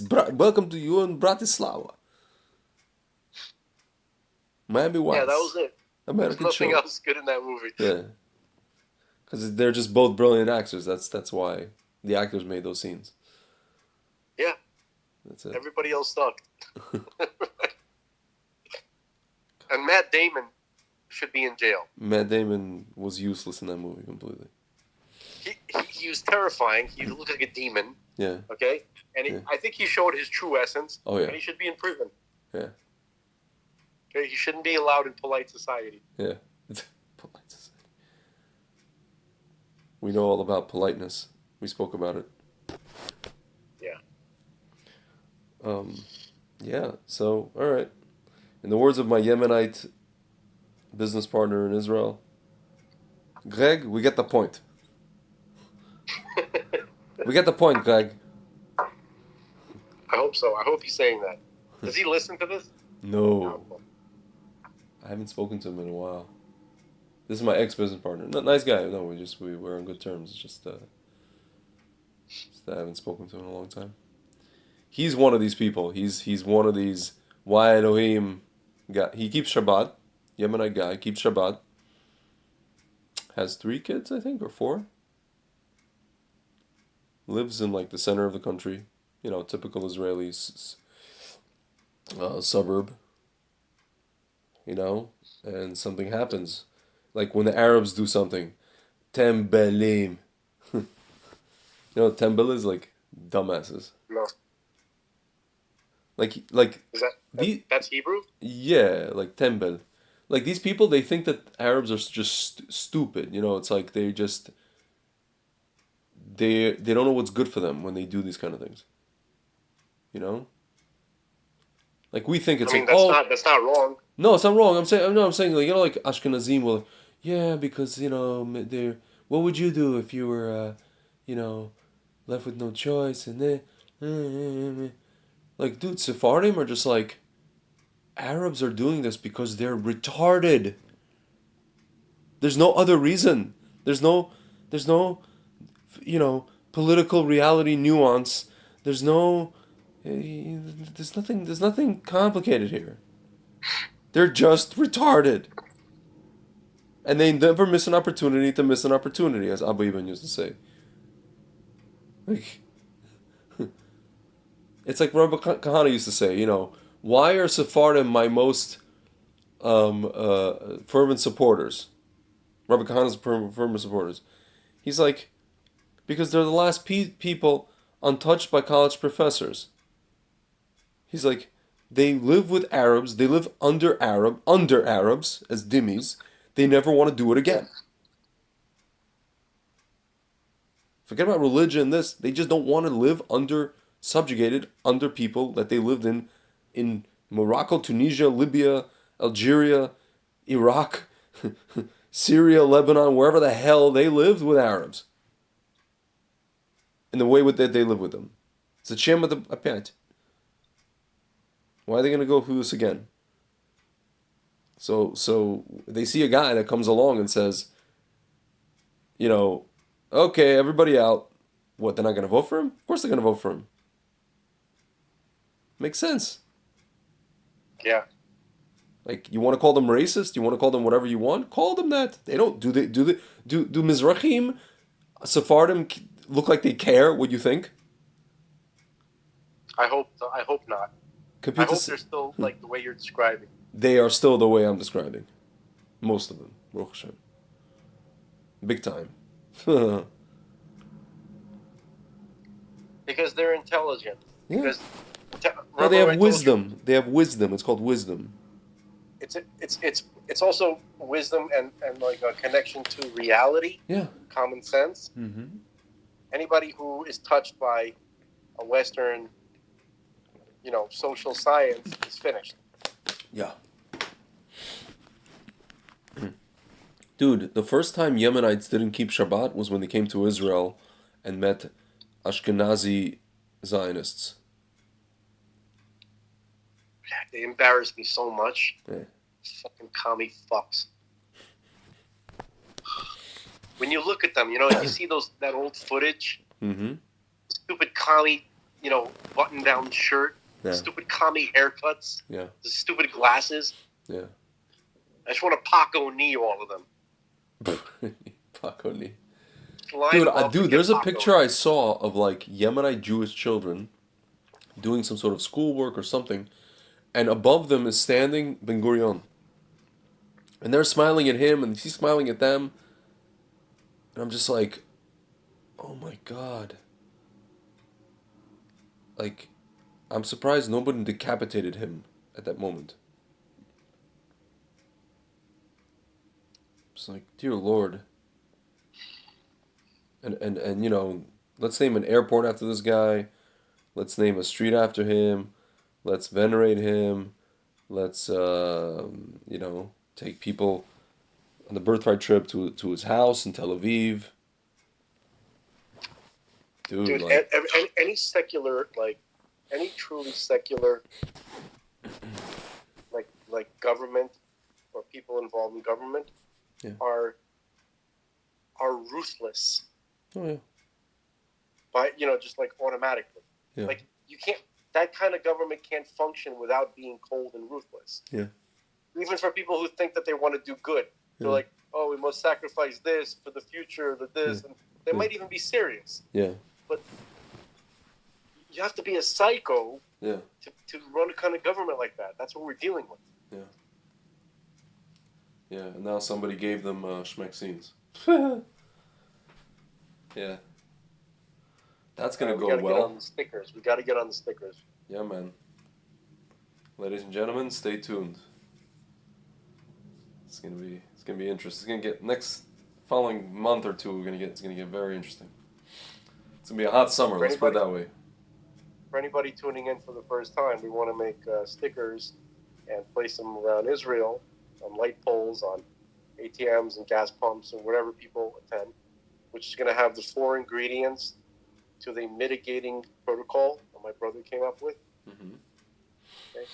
Like mitigating against the schmaxine. Okay. Yeah. So that's what we're talking about. That would be NaC. Okay. EGCG. Mm-hmm. Zinc, vitamin D, and vitamin C. Yeah. That's the mitigating protocol. So, Yeah. okay.